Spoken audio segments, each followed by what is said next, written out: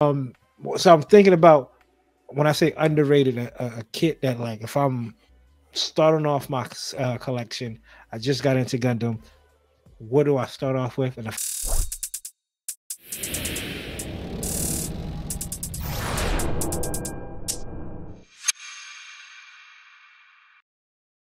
what is going on, everybody? Back another Wednesday, another week down. I hope everybody's having a good week. I am Coop at It's Coop on Instagram. I got the homies Austin, Gumpla, X Tesseract, and CD Chloe's dad. We come together every week to give y'all everything in between of Gunpla, Gundam, anime, books. I said mooks, books, movies, we got and a whole too. lot. Yeah, mooks. There's that audio books. Books are the magazine books. Yep. Who knows? But we come together every week to give y'all a fresh, brand new episode of the Undergated podcast, presented to you by the Undergated Network. Welcome to the channel. Welcome to the podcast. We appreciate everybody who listens, watches, and tunes in every week. Man, it's going to be a fun episode. We are doing something that we haven't done. I think we've done this a while ago, but we want to change it up. And I haven't in the 20s. In the 20 episodes, Oof. Right? That was 60 weeks ago. So if you run back 60 weeks, you'll find maybe this something similar to this episode. But hope y'all enjoy. Sit down because this is something that is almost like the yearbook in high school. The superlatives. We got some underrated superlatives. So make sure y'all tune in and get y'all snacks, get everything y'all need because it's going to be a fun episode. But of course, before we get started, last week we talked about some new kits that are coming out, some groundbreaking kits. And if you missed last week's episode, this is what you missed. Wow. Atsushiki, the all gold kit from Seed. Which is funny because we were just talking about this as the metal build a couple weeks ago about Austin being his first one, and he was like, "Nah," but now a new real grade too. Seed just got Spec 2 real grade, and now they're getting this, which is it's probably like a point. Probably share some same pieces from the Strike. Impulse. That was last week's episode. I think that the Wing Zero MGFD might be the kit of the year. Might be the kid. I don't know. That RG 2.0. That RG 2.0 is damn. I don't see anything wrong with it for the builders out there. We get a couple of people that I don't want to say nitpick because everybody like what they like, but as an overall kit, what you get out of that RG 2.0 is phenomenal. So make sure y'all tune into last week's episode to see what's new coming out in the Gunpla world. Man. Fellas, before we get started, as always, how's y'all week been? Austin, how's your week been, man? It's been fine. UCD? Damn, that's it? I hear you, Austin. It is one of those. Same. It was a good weekend. We went out and did some family things we haven't done in a while. We went bowling. The missus is like a ringer in bowling. You wouldn't expect it with her nails freshly painted. Still somehow bowls 145. That's better than me. That's better than me. I'm scratching like 75, 80. The last game we played, though, I had like 4 strikes in a row, so I was starting to warm up. But yeah, she was whooping her ass. And then we went and painted some ceramics. There's a ceramic shop with a whole bunch of different things you can pick from: cats, dogs, airplanes. I picked a little Supergirl. Chloe picked a mug, and the missus had a fish, so we got to paint those, and that was pretty fun. We get to pick them up next week, so just getting out and enjoying the weather and doing things, with the fam. There you go. It was rainy all weekend, pretty much here, but a busy weekend. One we went to on Saturday, Tidewater Comic Con. Tidewater Comic Con was delightful. For $30, you couldn't beat it for how much stuff, especially if you stack up, some money and say, I want to walk out with some pretty good stuff. They have a couple of good vendors there. Sent the pictures in a group chat. $30 for a con is dirt cheap. Yeah, too. It's dirt cheap. And what's crazy is that con's always been like that. Luckily, for some apparent reason, usually it's during Mother's Day weekend. It always falls on the Mother's Day weekend. But this one was obviously the weekend after, so we was able to chill out. And then one of the kids on Sunday had a 5K, so it was like back to back. No sleep in days this weekend, but I was able to sit down and enjoy and chill out a little bit. So yeah, it was fun. And got Tidewater Comic-Con. I got that video coming out this Thursday for Coop's Corner. Have you ever seen Coop's Corner? Check it out. It's a beautiful host. Dang, Coop's Corner Thursday. Yeah, I think we got something might coming out on Friday too. I don't know. Me, Yeah. Sat down and talked about what y'all laid some seeds out. Yeah. Laid the talked about some freedom. Reviewed some popcorn for some. Yeah. What is it? What's the two? I always forget their names. Eber, is it Eber and Roper? Yeah, Ebert and Rupert. Two thumbs up probably from y'all too. I can't wait to hear that. So I mean, I know I already know y'all. You already know what they're gonna say. Yeah, I already know y'all, man. Yeah, Molly, I haven't even heard it. I ain't get a peek to it. It's gonna be brand new to me, just like everybody out there that's gonna tune in. I'm gonna sit down and watch it, and I'm gonna relax because maybe. Wait, you're gonna watch it? Oh, watch the review. That's right. I'm gonna watch the review, man. Maybe I could. By now, maybe it's on the. No, you don't think it's riding the seas yet? If I can watch, they got that on it. Recap. What they do? What's the DBs do in the NFL? They got the seatbelt on them. Yeah, you ain't getting locked down. Which is crazy. You're not seeing that till November. I don't know how. How long did it take for Doan's Island to hit Crunchyroll? It took a while for Doan's Island to get on Crunchyroll. And what's crazy, Doan's Island was dubbed when it hit the movie theaters as well.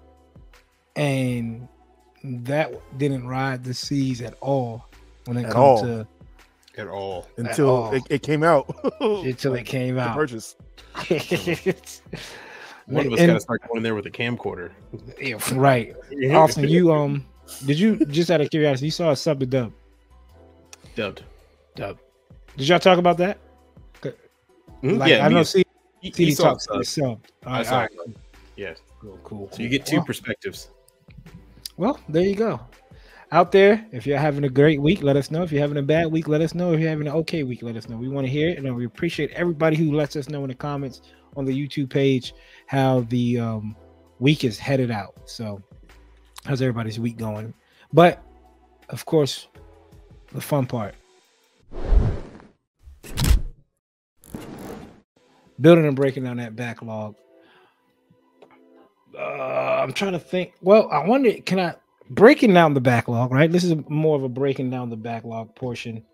And this is kind of like, which is kind of ridiculous when you have a backlog like how we have, right? It's on when you find something you haven't seen in a while, it feels like you bought it again. Right? This is something I haven't seen in a long time because it's been in a tote for a long time.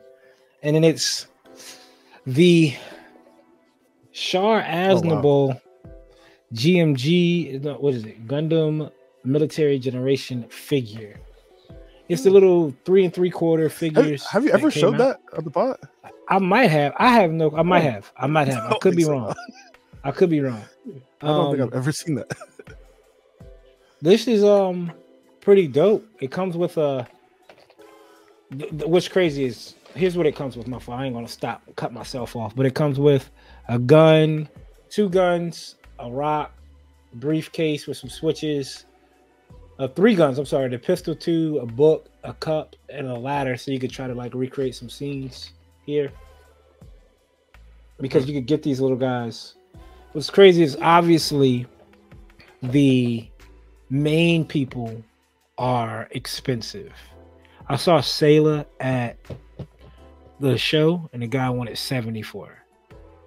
$70 for this. I was like, obviously it's an import, so I know it's going to be a little bit more expensive.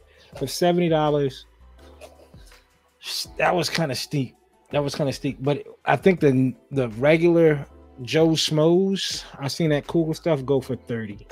So I might pick up maybe 1 or 2 of these other little guys just to have the background. Check that site for it. For the Sailor one. Yeah. I mean, the Sailor one comes with a lot.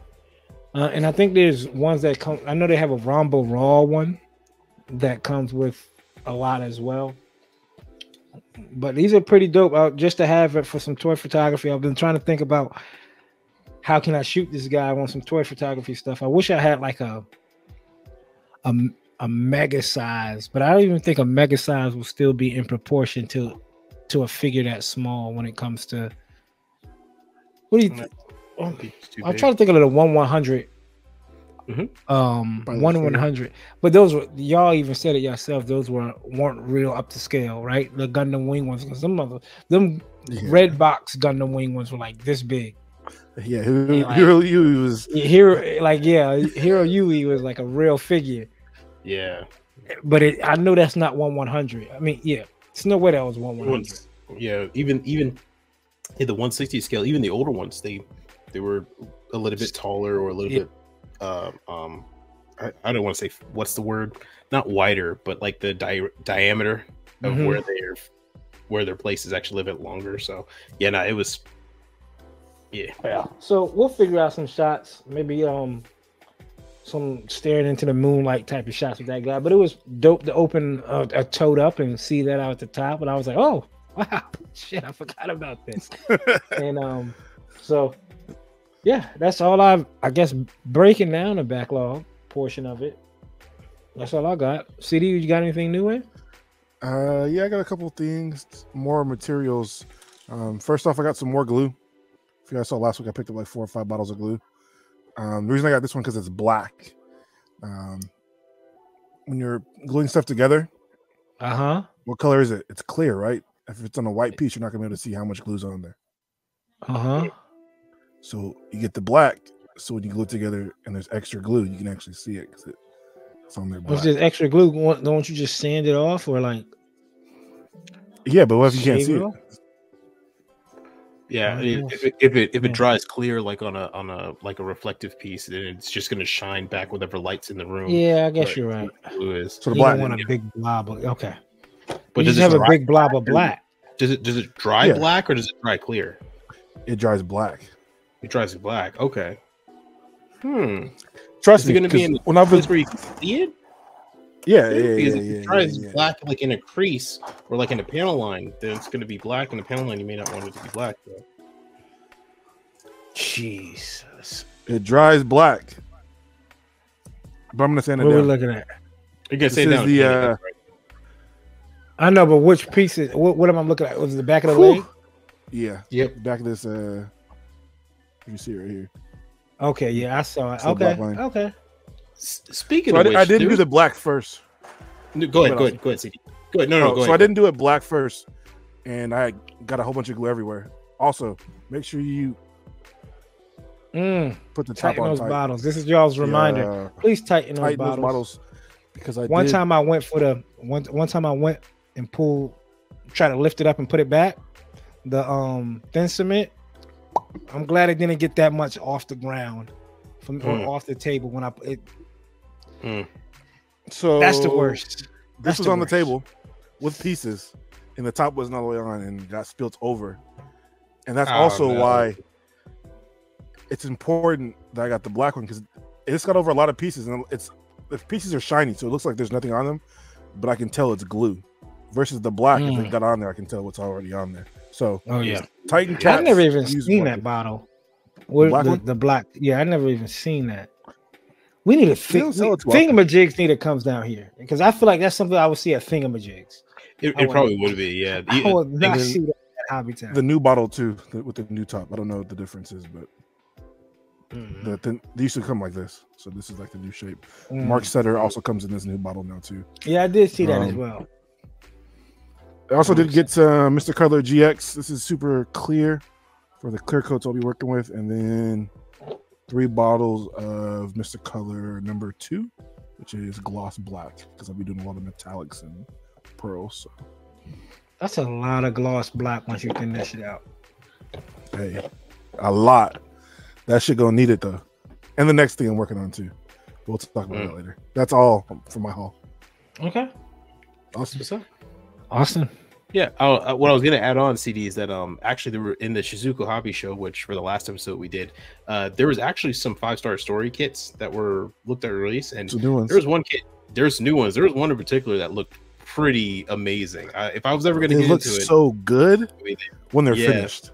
That's the thing. I looked at that. I was like, it looks really good, and a lot of build tomes I might get. But no, for me, nothing. I bought nothing. Yeah, once again, it was fine. All right, Coop. Who are you? Right, he's an imposter. Yeah, what's going on here. Hold on. I took the week off from buying anything. I think I bought one manga book, and that was it. Nah, no music. Who are you? Who are you, dog? Where's the light at? Variant. Yeah, it's a variant. Yeah, right. Isn't it weird? It's strange. Exactly. I've been working on all the other stuff I have. I remember I was telling actually I did get 2 kits. You guys know of them, but I don't have them in my possession. They're on the way, and on June 1st they should be here. And they're 2 substantial ones. One that I was looking for, and one that I was happy to get. So I didn't know about that first one. I don't even know what that first one is. Oh, you never seen that? No. I wonder, should I reveal it here? I guess there's no reason in keeping it secret. Yeah, it is. Oh, there is? Oh, okay, yeah. Cool. Keeps people minds wondering. Show them the kit I sent you, Austin. If you have it nearby you. Oh, yeah, that's right. I did get that. Oh, 1 second, everybody. Where did you put Austin? Where did you take Austin? Yeah, right. He's in that damn short strike. Yeah, he's in that short. Where's Austin at? Yeah, that's what it is. No, I got from CD. I did get this. From CD via Vulcan. Via Vulcan. Yeah, that's right. CD via Vulcan. The gym, because I think all 3 of us were going to build gyms for another group build that's down the road. Coop will have his next. The budget-wise can only afford 1 at a time. It's all right. It's all right. Because I know damn well I'm not going to get to it no time soon. So it's just like save money. I know that at Hobbytown for us in October, there's Joe did say there's going to be GM Day. So that'd be pretty dope to do there. We do kind of like theme days. And I think the guys back there said GM Day. So I was going to pull our GMs out of the I'll send you that before then, and you guys can do that. Oh, well, you got to send yours too. You got to send yours too. All 3 together. Which one? Wait, you have my GM. That's right. But I gotta get another one. That GM to you. You didn't do. Yeah, I have that one too. But I thought you got 3 shoulder cannon GMs after you did that one. 3 for us, and then I have 1 I sent you. So I do have 1 more. Okay, cool. So fuck. Yeah, too many GMs. That's all we know. Too many GMs. Actually, it's one type of GM. It's just fucking shoulder cannon. You just lost count. 4 shoulder cannon. And I made the same GN 5 different times. We bought all 3, all variants of them, and now we're all mixed up. I'm trying to think about the origin line GMs. You got the GM Guard custom, right? The shoulder cannon. Is that it for the origin line? Including P Bandai or no? What's the P Bandai one? Cannon GM? The interceptor, commander type, the sniper, interceptor. Never mind. Yeah. The big shoulder cannon. Let us know down in the comments, y'all, what y'all been not working on, because that's next. But what did y'all pick up? Maybe something y'all pulled out of the backlog that you said, you know what, this is going to be next on the table, because what we have next is what's cooking. What's some kits, photos, movies, figures, shows, whatever y'all been working on throughout the week. I did my weekly binge of Kaiju number 8. I watched 1, 2, 3, 4, and 5. Episode 6 came out. I'm going to do it. I'm going to drop coming soon. Kaiju number 8 preview, not preview, like a recap, review. That's what I'm looking for. Review. My take on it. And if y'all haven't watched episode 6, it's a bad man, Jack. That's all I want to tell you. That's a bad man. But it's fleshing out to be a real good story. Moving up in my catalogs of best animes. It's a short catalog I have, but slowly moving up. It's not. I don't think it's going to obviously beat out Gundam. It's not going to beat out Dragon Ball Z. I don't think it's going to beat out Psycho Pass. It's going to be top 5. It's not going. It's going to be probably in that 5th spot of being right behind Ultraman. I got maybe. Let's see where it finishes off at. But Got to finish high.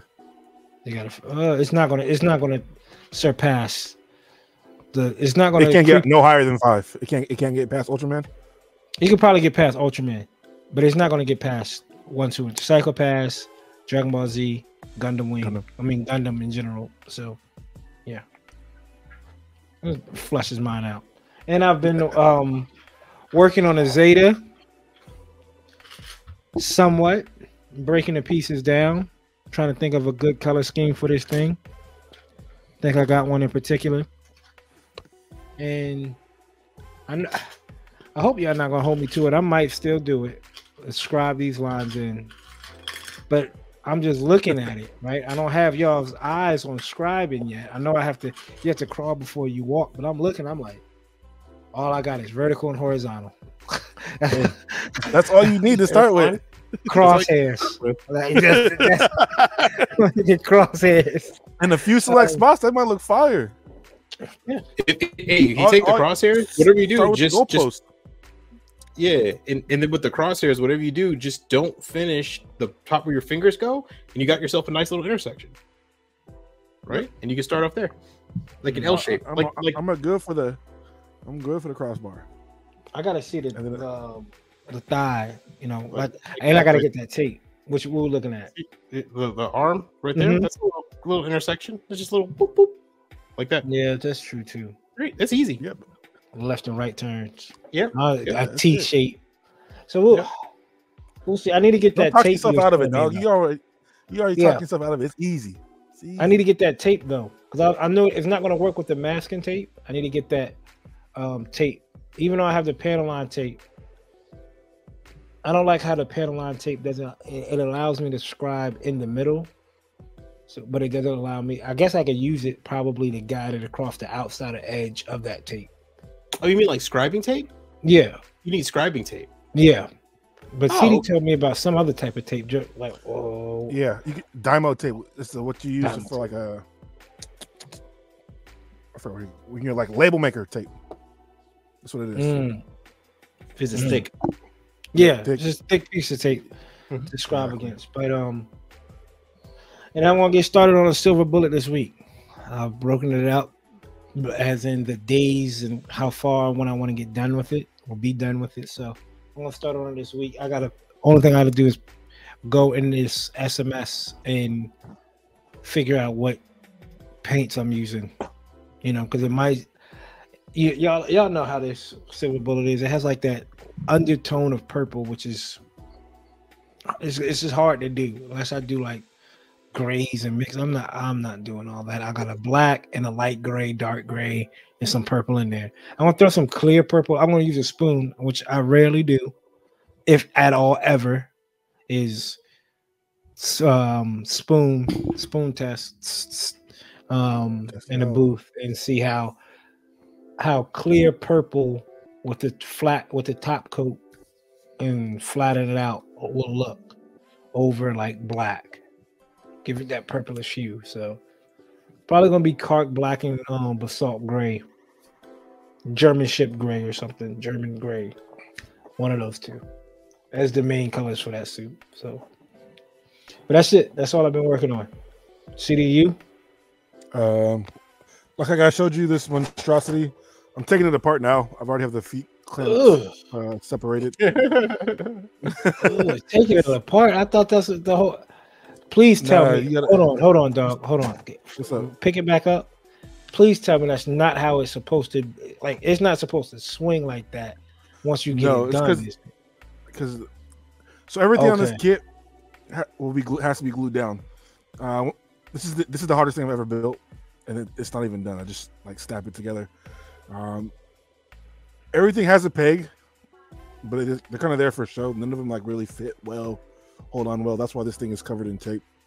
So, but like we were saying, when they're finished, they're immaculate, super crazy presence on the table. But it's just getting to the point. So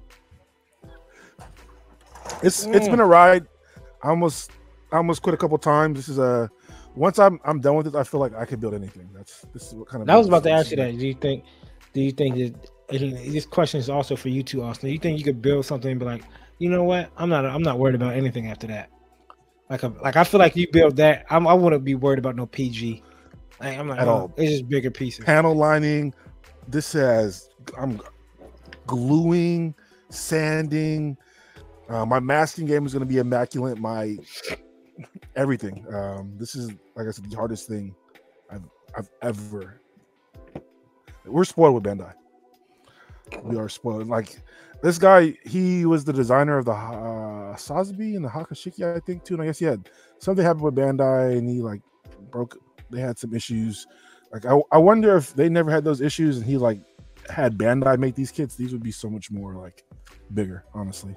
Well, come to find out, the designer of the Sazabi is the same designer of the new Gundam and the Alex. So, but at least the manual is really nice. It has color pages and super well. But yeah, it's kicking my ass, to say the least. But I'll be done with it, and yeah. Whew. Hey man, there you go. When it's done, pray for me. We'll pray for you. We'll pray for you. Praise be. Then, have mercy on CD. And then as far as anime, I haven't been watching too much. I did just watch Scavenger's Reign. I can't remember if someone was telling me about that, but it's an HBO series, anime made in America, animation. But it's coming on Netflix at the end of the month. Really, really, really, really good show. Like one of the best shows I've probably seen this year.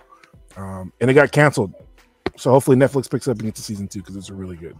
I think I've seen the preview for it, like the coming soon on Netflix. Scavenger. Scavenger's Reign. I think I've seen that. Crazy type of font, like the font. Yep. Okay. Quick synopsis. Yeah.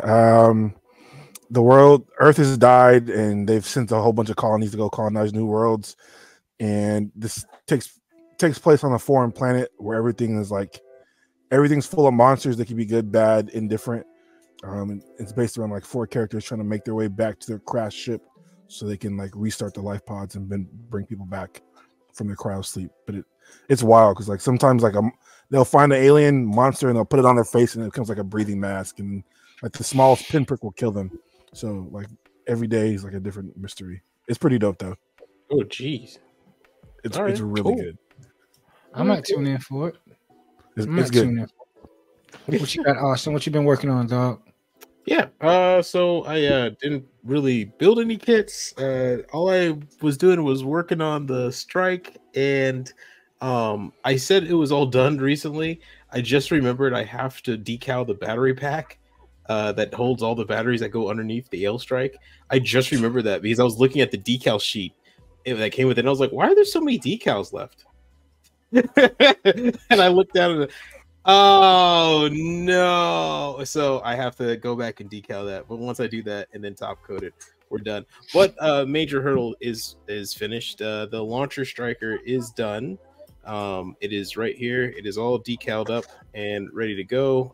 I have reapplied the shadowing, the pre-whatever shadowing to it. So that's good to go, as well as its little binder here is also good to go, which several different colors right there, red, metallic, and then regular metallic gray and red, and then the shadow lines are in there and the decals are placed on it where they need to be, and you can even see there's a little bit weathering shadow stuff like that on there too. So launcher striker is done. Now all the striker packs are finished except the battery pack thing that I completely forgot about because that's Austin. And then after that I was just working on photos for the strike. So I have these up right here, just to give you guys a bit of a look. I don't know if these are going to be completely out by the time this comes out. I think they will, maybe not. I was editing some of them even tonight. Yeah. So we've got pretty much just just the nice little showcase with some dynamic shots, stuff like that. That's ready to go. And once I'm done with this, we'll be moving on to the launcher striker part, and then it will be Dunzo. So, do you have a favorite of the 3? Out of the 3, the Ale strike. The L Strike is my favorite one. Yeah, it's the one you see the most. But I love the shield. I love the beam rifle. I love the backpack. So yeah, the Launcher Striker, the Sword Striker is probably the Launcher Striker is probably second. The Sword Striker is probably third. Because it's a little bit too simplistic, even though it has like a little grabby claw, like a repel claw that you can attach to it too. But yeah, like he literally shoots it out and grapples onto things and rolls around, which is funny. It's a robot. You don't really think if there's anything he grapples onto has the weight to hold up a giant 60-foot robot or 100-foot robot. Just but hey, you know, you do what you got to do in war and anime. But no, besides that, nothing else. I've been kind of just relaxing, taking it back. I was gonna work on some other stuff, but I decided not to. So chilled, played some video games, read some manga, and then called it. Just good. I'm starting to, as I said before, I might be taking a break, and I'm starting to slowly put my foot off the throttle. There was some stuff that I might want to jump in, like the Impulse Gundam, got me going a little bit today, but I was like, let me take my foot off the throttle a little bit, slow it all down, and yeah. So you said you was playing games. What game were you playing? Oh, War Thunder. Because I hate myself, and just wanted to make sure I experience maximum pain. For those who don't know, War Thunder is probably one of the hardest grinding games on the planet. I've been playing it for close to 11 or 12 years, and I still haven't finished it. So, but we're getting there. Yeah, we're getting there. And yes, what is War Thunder? Yeah, War Thunder is it's a simcade game that has aircraft, tanks, and ships. I've been playing it so long where I was playing it back when it just had airplanes. So it's been around so long and upgraded so long that they added tanks and ships now to it. But no, it's just like a simcade game where you go in, everyone has like modules, planes are modeled realistically, and if you play air realistic battles, like you actually have to know tactics and how to dogfight, stuff like that to win. You have to know like weight distribution of your aircraft, radar mechanisms, like the difference between a Doppler radar or a regular radar. or energy fighting or turn rate or rake fighting, single circles, like stuff like that you have to be able to understand. And it's really Mr. Suicide Bomber. That's what I am. Yeah, some people do that though. Some people do that. Like you're in a tank, they take a bomb. They just I'll just get points that way. But yeah, no, I've been playing that for close to knife. And yes, for those who played War Thunder, yes, I have been using premium. Yes, I have bought in premiums, and I'm not done grinding. Like the game grind is forever. Yeah. And just out of curiosity, because you brought it up with planes, and I might be going down a rabbit hole, people. So I hope y'all enjoy the trip. I was watching Transformers 1 the other day, right? The Michael Bay movie. Okay. Right? And let me ask you this: is the F-22s like the best jet that we have? Mm-hmm. I remember I was watching the movie and he was like, "Yo, they're bringing in F-22s," and I was like, "Austin would know. Austin would know if this is the best jet that we have." And they made it a big deal that they were bringing in F-22s. Yeah. In terms of the United States Air Force, it is the best fighter jet we have. In terms of the world, it is probably one of the best fighter jets ever made. It's a fifth generation fighter, so it has stealth built in, thrust vectoring, it's super cruise, and because it's stealth, you can't really see it on radar until it's too late. And it's not like invisible on radar; it just has a very, very, very low radar cross section. For example, an F-18, which is not a stealth aircraft, has a radar cross section of about a small house flying around. So when you look on a radar, you're just like, okay, there's a 2-bedroom house that's going Mach 1 over our area. That's probably a jet. But when you look at an F-22, especially head on, it has the same radar cross section as a Bumblebee. So on the radar, when it goes by, it doesn't see anything, or it doesn't really register it because it's a Bumblebee compared to a house. So it's essentially that type of aircraft. The movie, I like the movie because Starscream's the F-22, and that scene where he comes down, transforms, beats the absolute hell out of Ironhide and flies off. Is me and my brother saw it, and it was probably one of the coolest scenes. It like lives permanently in my brain. I was like giggling in the seat, like acting a fool. But yeah, it is. That movie, those sets of movies, especially the first one, is so military heavy.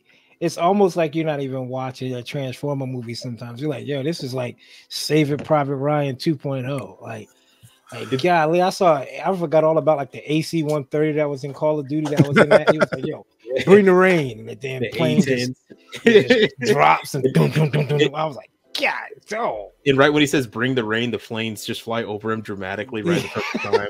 And Right. the air support, even though they're like a country away, get to him in 30 seconds. It Even was though like they're 2 minutes flying, out. yeah, right. They're flying a Yeah. propeller plane and an A-10 that can't even break Mach 1. So you have two of the slowest airplanes in the inventory that somehow break, like go Mach 10 and get there. So It's a real good. It's a good set of movies. One reason I like the Transformer movies is that they always play like a. They always hint to something like history wise, right? Like that movie talked about like exploration because he found his great grandfather found or his grandfather found Megatron, and the second movie was the same. Second movie was Egyptians and like the reason why the pyramids, and third one why did we go to the moon? Like so, I like those themes behind it. But I was watching the movie, I was like, this is really military heavy, and I know Austin probably loves this shit because I don't even know what branch of the military like Linux and they were Air Force. Yeah, they're all Air Force. They Oh, clearly. And it's crazy. That movie did such a good job for advertisement for the U.S. Air Force. And I was about to say that. They literally. I want to know the boom after that, like people enlisted right after that movie came out. It was crazy. The Air Force literally just decided on the second movie to give them access to whatever they wanted. They said, "Yeah, sure. You want a cargo plane? Here you go. Yeah, sure. You want us to fly over that? Yeah, sure. Why not? Right." And then by the third movie, they were just like, "Okay, we got to dial this back. This is costing a lot of money just to advertise." But no, it's a good set of movies. If y'all want to treat, I think they're free right now on Amazon Prime, the Prime Video. They've been disappearing for a little bit, but they've been. If you treat yourself, watch the Michael Bay movies. Really get you back in that mood for some Transformers. Next up, we have What's New. And we spoke a lot about what's new last week, so I don't think we had a whole lot this week. By looking at the honorary member, Gunpla Nerd, right? Like Gunpla Nerd, Gundam Nerd, Gunpla Nerd. They had a lot of reissues.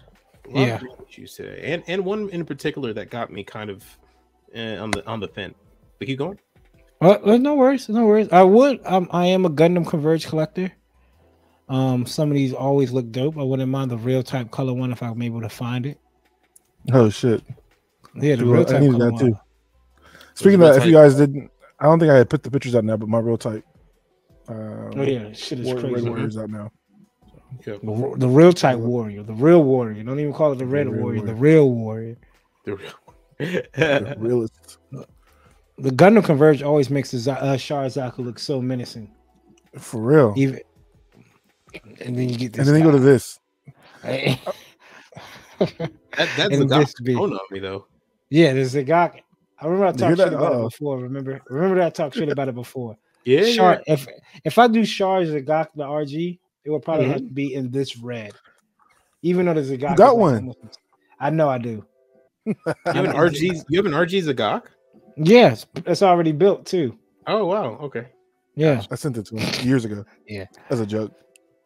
Yeah. Oh, this is we're going China. backwards. Yeah, the China. This is the reddish stray. China exclusive version, which is the contrast colors. Golly. Yeah. Man, oh man. I mean, China got a lot of these recently. They got, I think, every mainline Gundam or Hero Suit Gundam. China got one of these contrast color versions of it. I think like which you got like, yep. Yeah, there's a it is a cold colorway.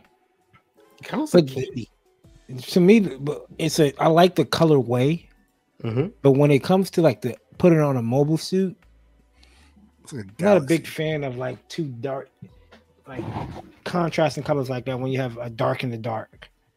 Like there's no white. Like what suit would this be? You seem to break it up. Yeah. And I'm not saying I needed the traditional colorway, but I don't know.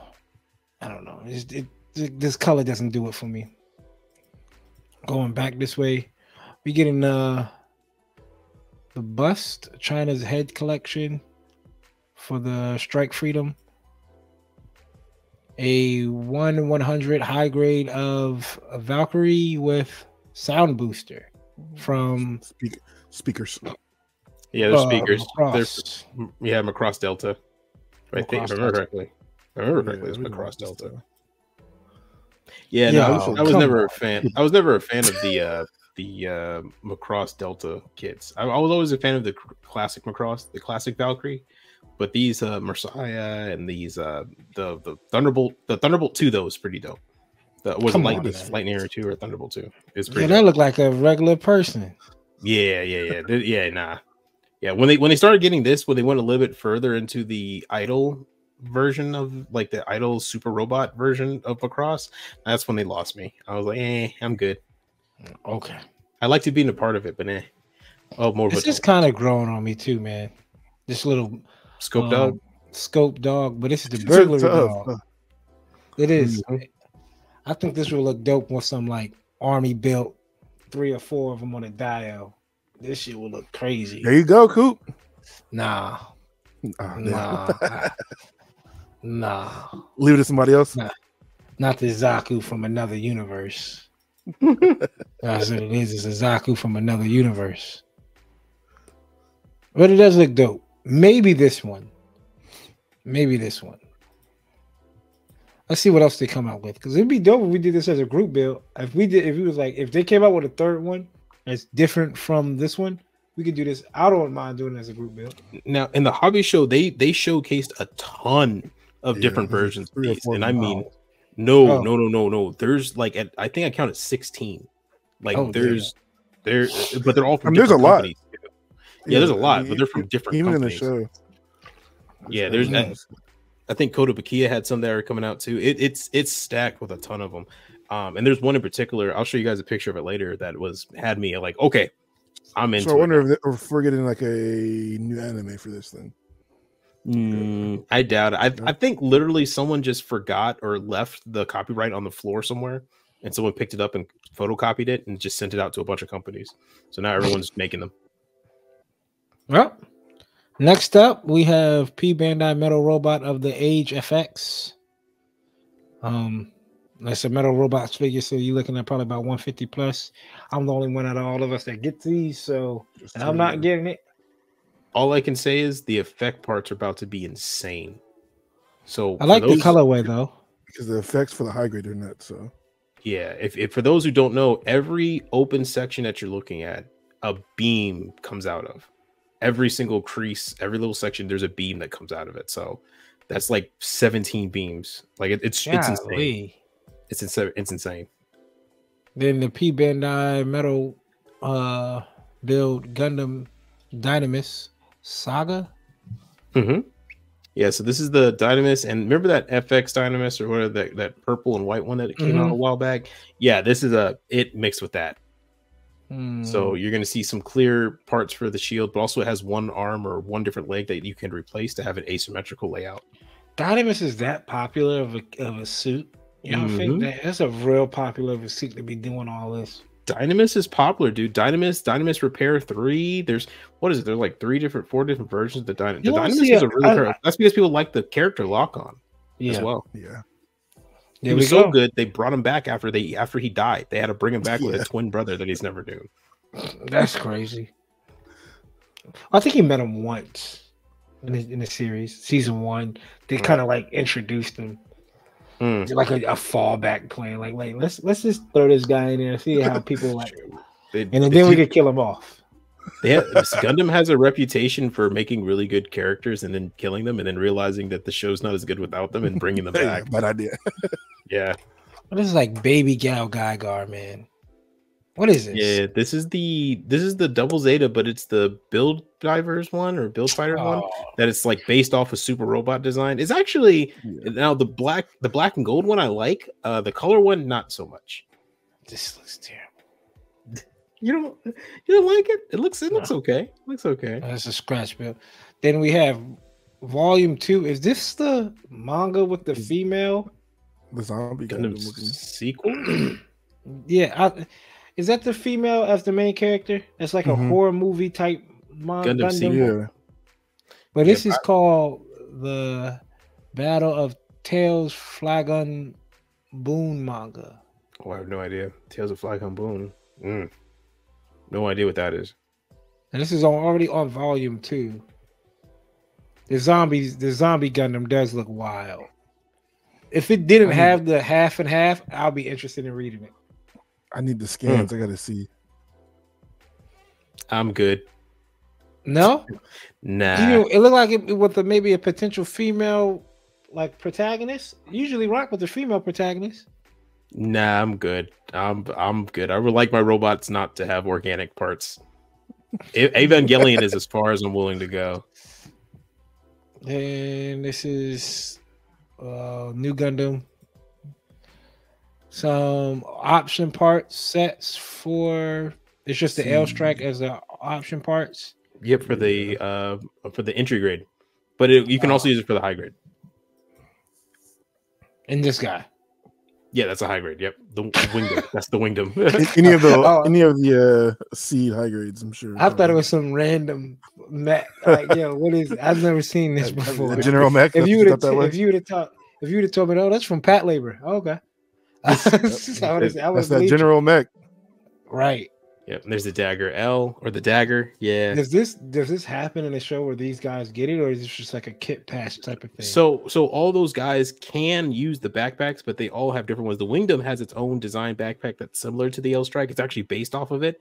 But the dagger usually goes into combat without one, but can be equipped with one. It's just it usually is just a basic assault, so it doesn't need it. Usually it holds either the giant cannons or the nuclear missile launchers. Okay. And then you get all three. Perfect strike. There it is. They already came out with the regular pack to make the perfect strike. That's exactly what you built. That's exactly what's behind you, right? Yeah, that's what I'm building right now. Yeah. So that shoulder isn't blue on yours, is it? Mm-hmm. Yeah. Oh, damn. Yeah. See? It's just a different. Oh, you obviously changed the color. Yeah. That's a lot of kit, big dog. I hear you. Yeah, that's a lot of kit for a high grade right here. And you did it in the master grade. I hear you. The backpack alone is like a whole nother kit, master grade.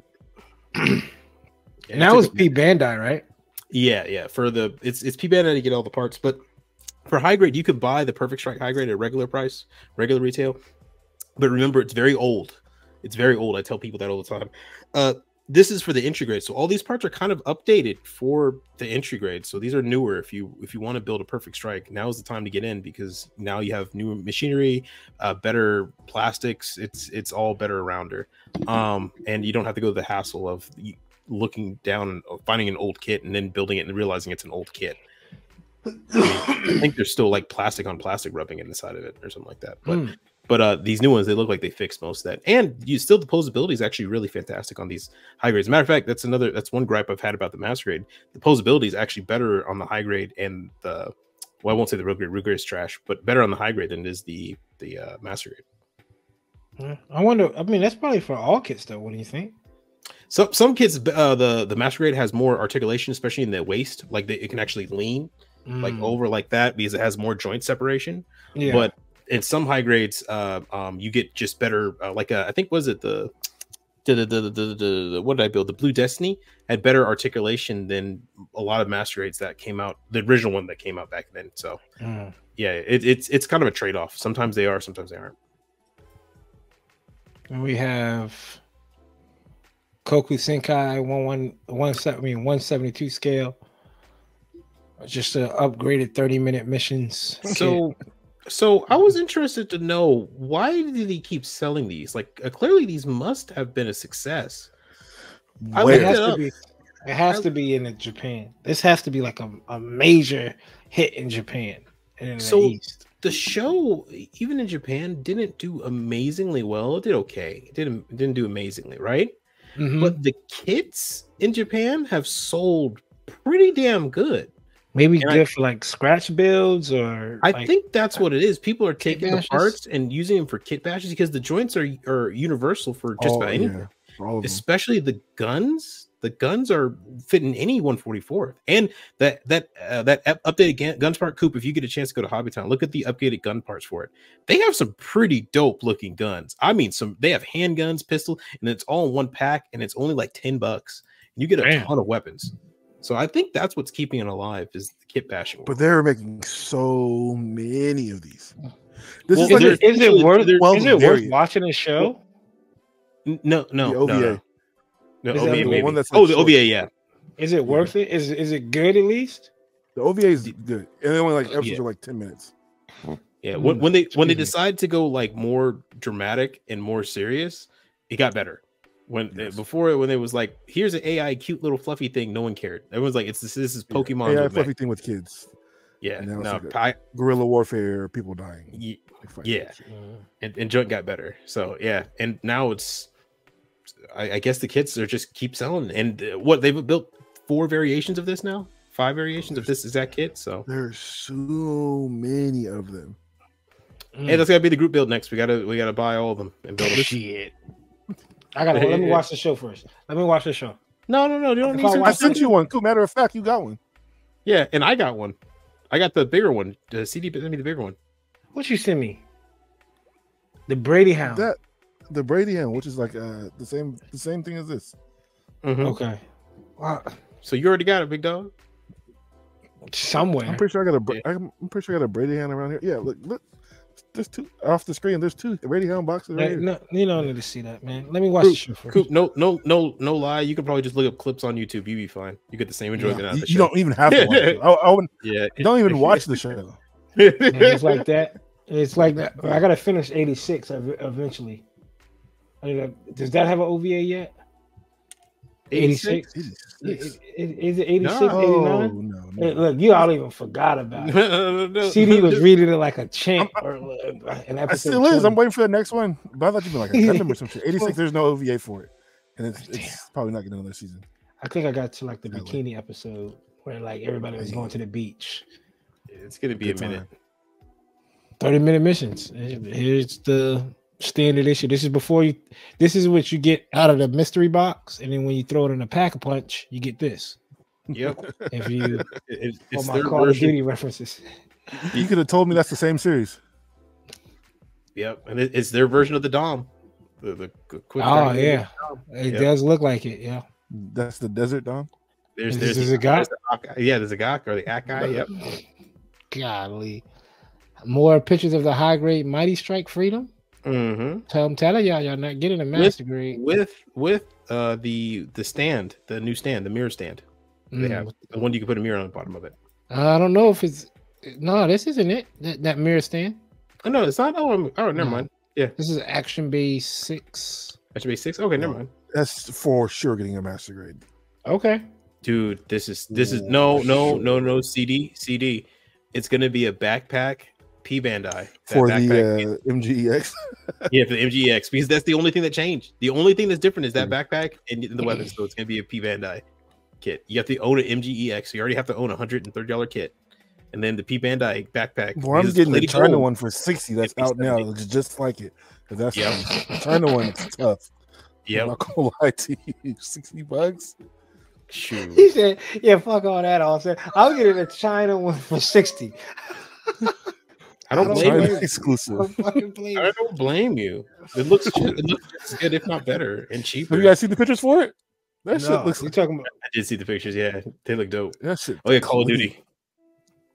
Yeah, what? so Call of Duty now has Gundam skins in it. So you get the aerial Gundam, the regular Arc 78 Gundam, and Sharzaku.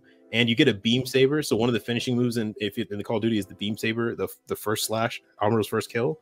It actually looks pretty dope. I'm not gonna lie. When you kill some dude, is there more pictures? Yeah, there should be more pictures. Yeah. It is. That's the aerial. Yeah, there we go. So these are the suits. Yo, that looks tough. See, now they got to come up with a kit. They got to come up with a kit of the Zaku. Look at the Zaku.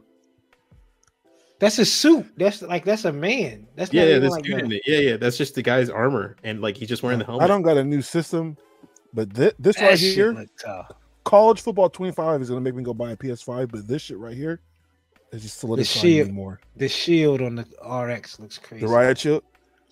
Yeah, the riot shield is wild. And that beam saber is a beam saber. When you finish off the guy, you take it off your back and you do Amuro's first kill move with it. And look at the SMG over there in the corner. Yeah, that's not Anaheim and electronics. I tell you that. This shit ain't Anaheim at all. Jeez, that's tough. It's crazy how much love anime is just getting over the last 5. Man, 10 years. how much love Gundam is getting. What would and earlier, Austin, you said there was a reprint of a kit? Oh, yeah. So there was a release of the P Bandai reissues that just dropped. It's probably not on here because they're not brand new. But yeah. I was looking at that earlier. Yeah, I think it was on Facebook where our boy Marvin, shout out to Marvin, actually dropped the whole list for us, and they all look pretty good.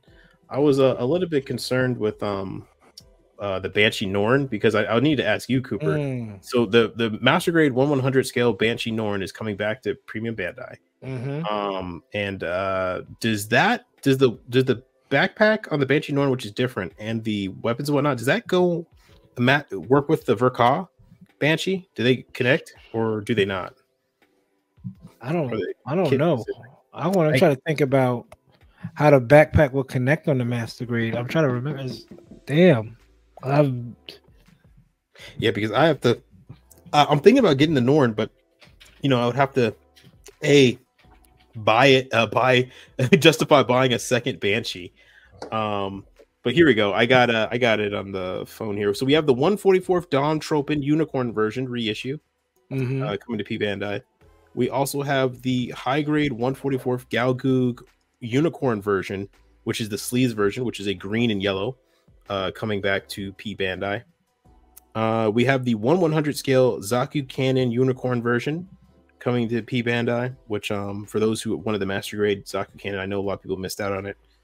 And here's the one that's got me a little bit on the edge: the Master Grade 1/100 Zagak Unicorn version. So the version that's unicorns, huh? Yeah, it's all unicorn stuff. So I guess they're doing some of the unicorn event and getting ready for unicorn again. And then the Master Grade Banshee Norn. And then yeah, that's gonna be it for the reissues for P Bandai coming. But yeah, that Banshee Norn and the Zagak and the Zaku Cannon all got me interested. They're all 1/100 scales too. So, but I just need to know if those weapon packs can be attached to the Verka, then I might get the Norn. But if not, I'm gonna have to skip it. And just what will be the reason? What, you just want the unicorn head? I just want the Norn's head and backpack and shield. Because the backpack for the Norn was taken off the Advance of Zeta backpack booster system. So it's actually designed from one of the old Tier 1 Hazels. So I would want that to have another Advance of Zeta stuff. Smooth over my damn head. I'm over here trying to understand. You have the Verka, right? Yeah. The Banshee Verka. Only thing different about it is the head. The Norn? No. The Norn, the shield. No, the shield. Correct. So the Norn, the Verka, it's just a black unicorn. Yeah.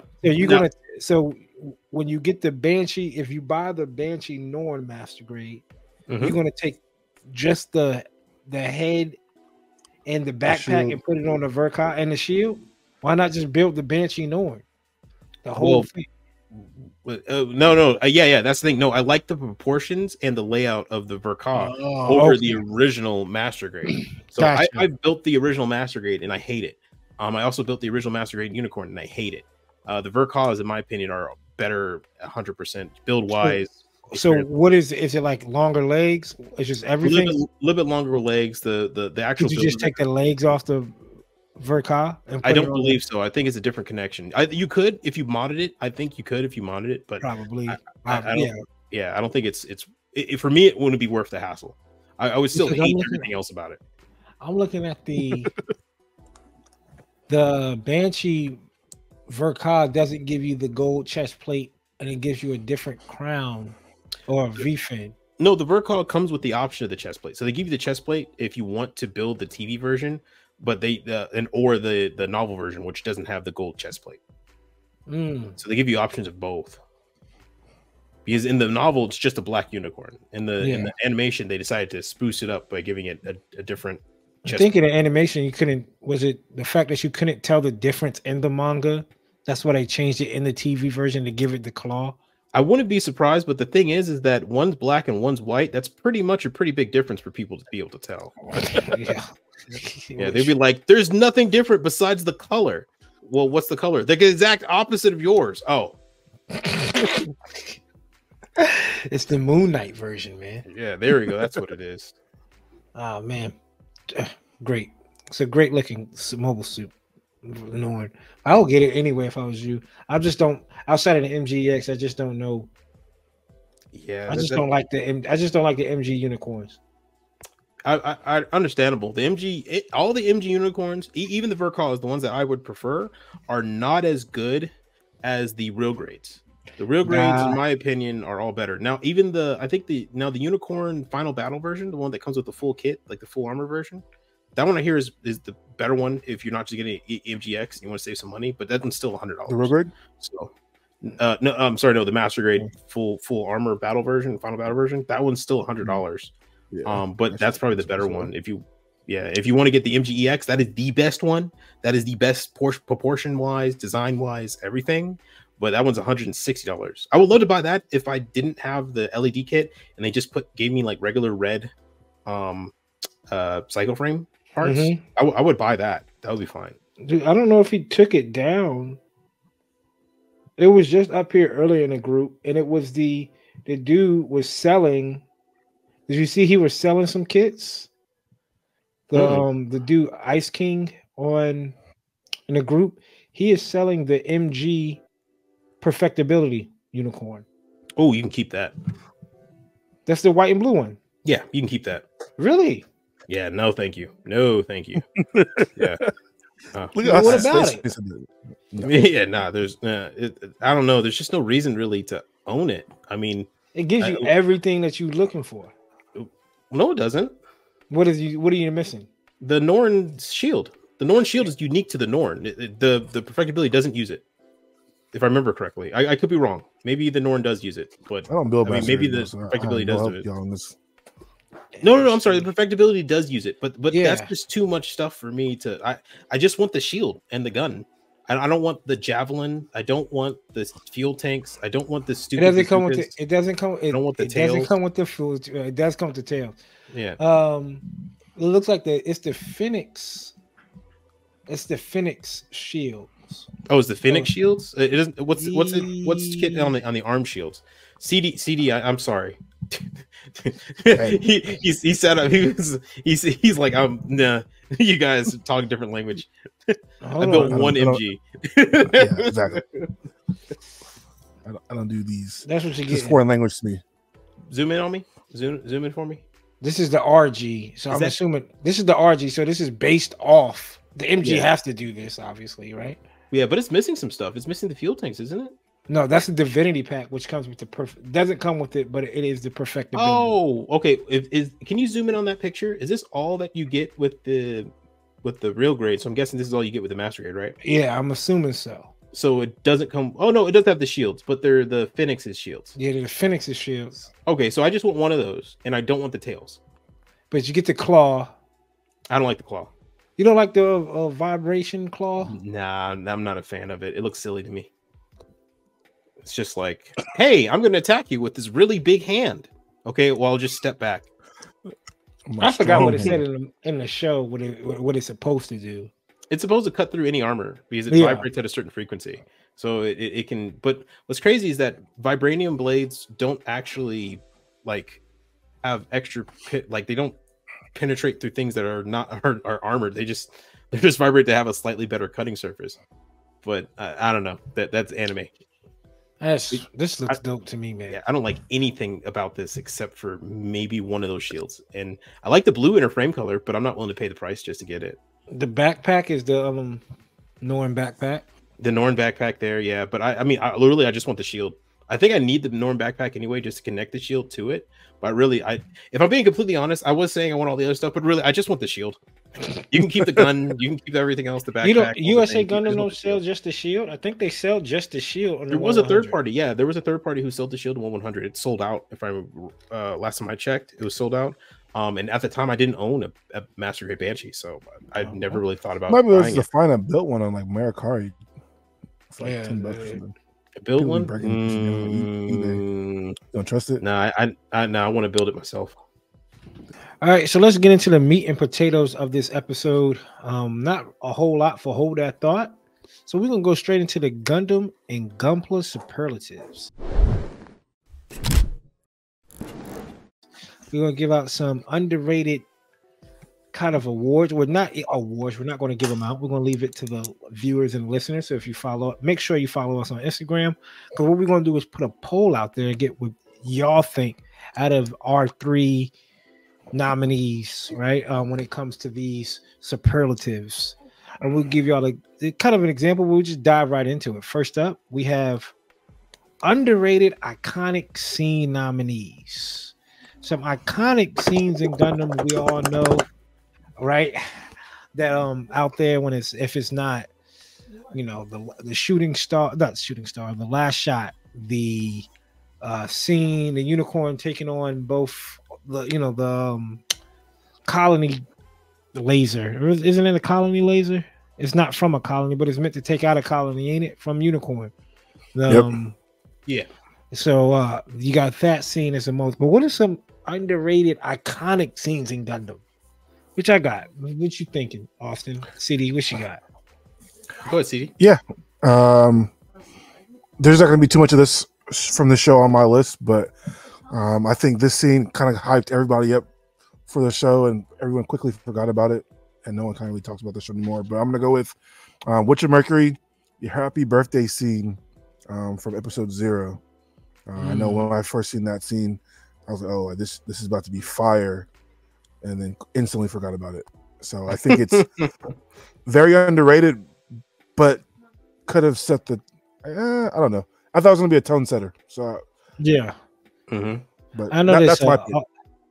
And that scene is probably overshadowed by I'm not going to spoil it, right? But spoil it. That should have been out now. Yeah, fucking what is the aerial, right? Smashing someone and blood just splattering everywhere, right? So that's probably the most iconic scene from that series, and probably the most loved scene from that series when you talk about that. When you talk about Witcher Mercury. What about you, Austin? What you got for underrated iconic scene? Yeah, I think that's a scene that's underrated, as in it's a great scene, but nobody ever really talks about it. And that would probably, and truth be told, it's probably because no one really ever talks about the movie all that much either. But it's F91, and it's going to be the conversation right before the launch with the main character and his mom.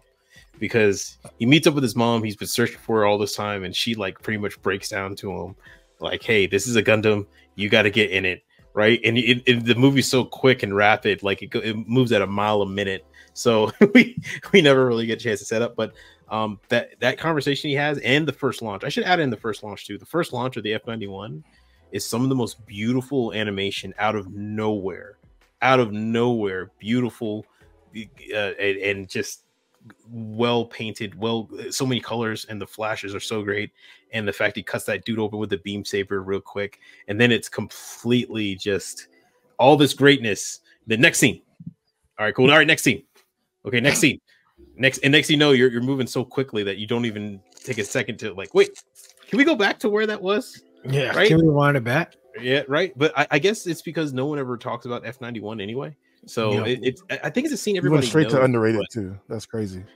Yeah, and it's a scene that everybody knows, but you never see anybody really talk too much about it. Like no one really gives too much love about it. Like they think of it fondly, they remember it fondly, but in lists, never shows up. Yeah, never shows up. Well, that's a good one to pick from. You know, F91, later UC series, and people give it some slack, man, when it comes to those late UC Gundam series. Mine's, I want to say, I've been thinking about it, like, right since we brought up the kind of like the talking points of this episode.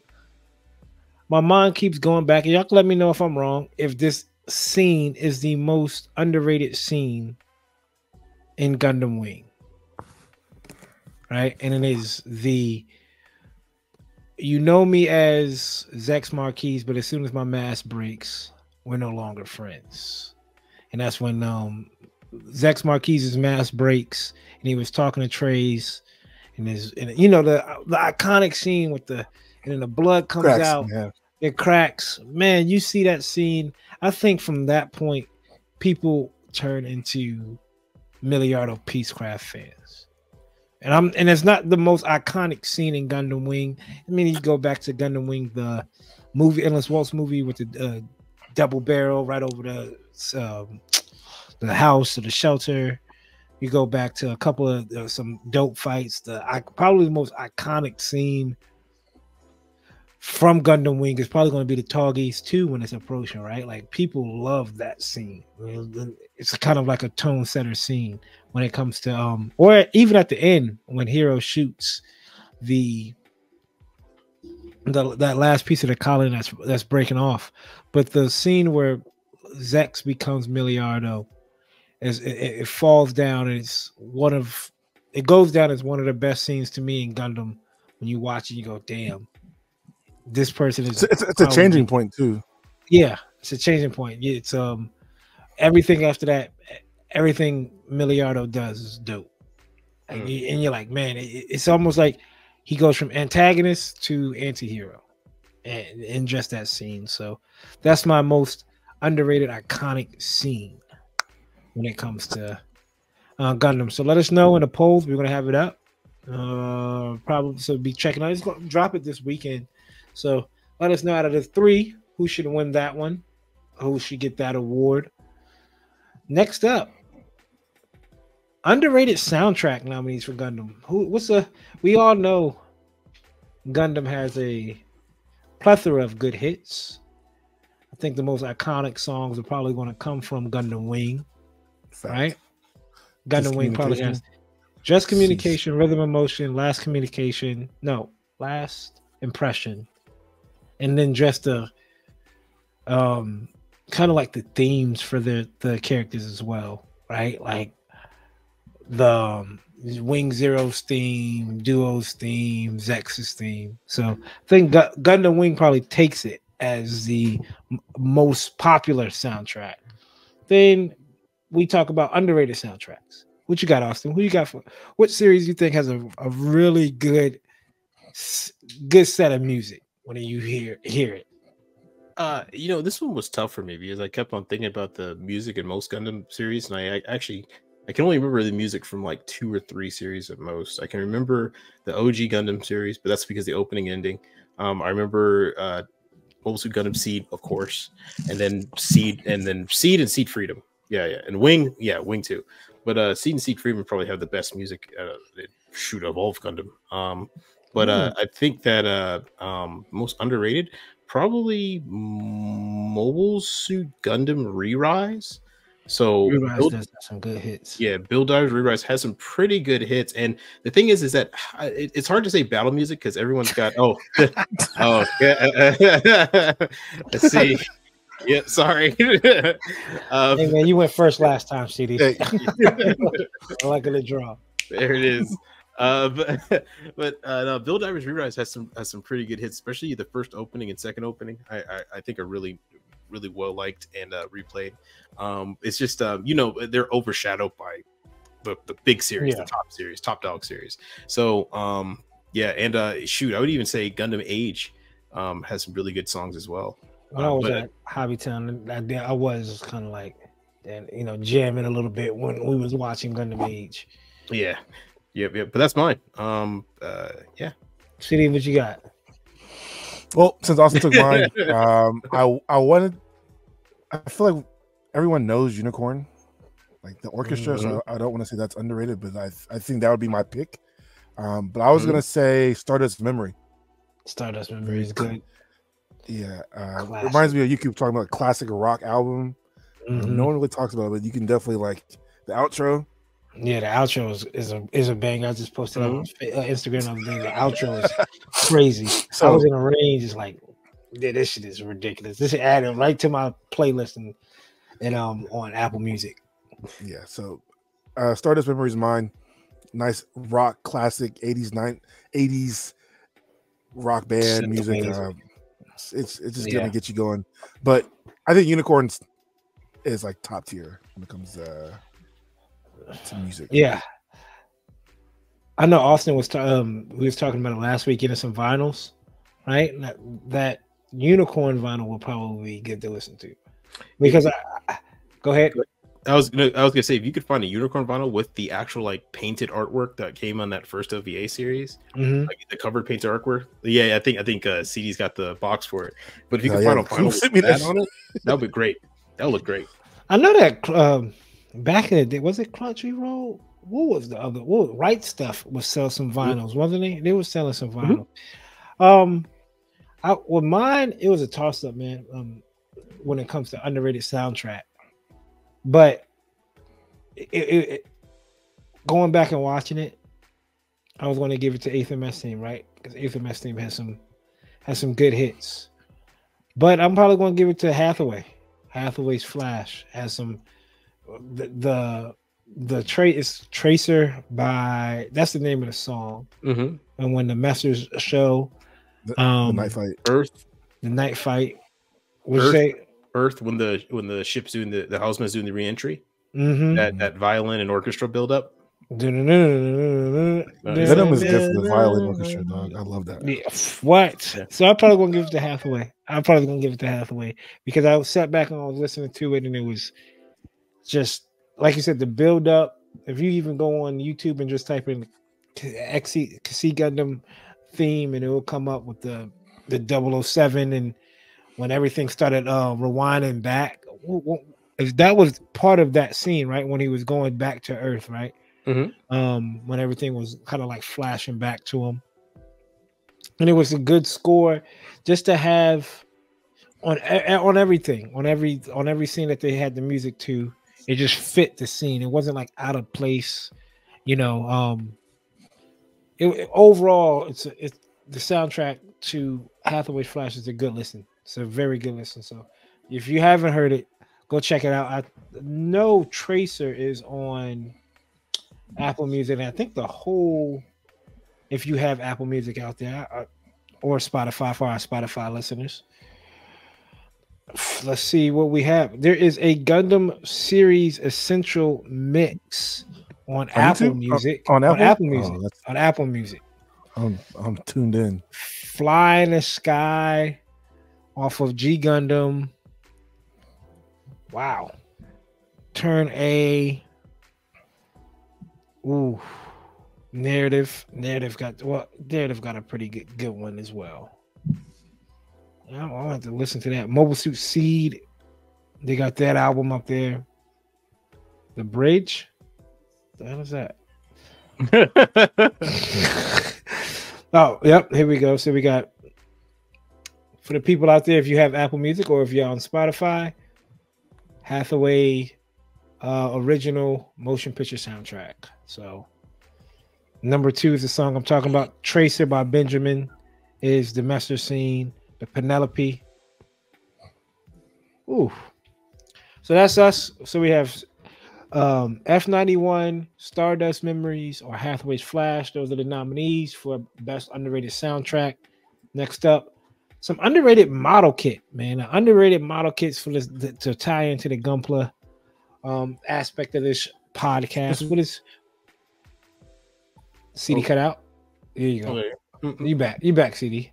What you got, CD? Since you want to cut out. No. You go first. I went first. I went first. I went first. You first. Sheesh. Okay. Sheesh. I hear you. Underrated model kit. I think that when I was thinking of this, I was going for not a little bit of everything. What kit gives you a little bit of everything? And I'm going to go back to Hathaway. And I want to go to Penelope. Any version, if you could get the double pack, which obviously if you could find that, you could grab that, or the standard edition Penelope, just because you get the mobile armor, right? So you get shelf presence, you get a lot of kit with a lot of detail, right? So a lot of panel lining, and then you get the Odysseus Gundam that comes with it. I know people talk about, it looks like a chicken, but it comes with a lot.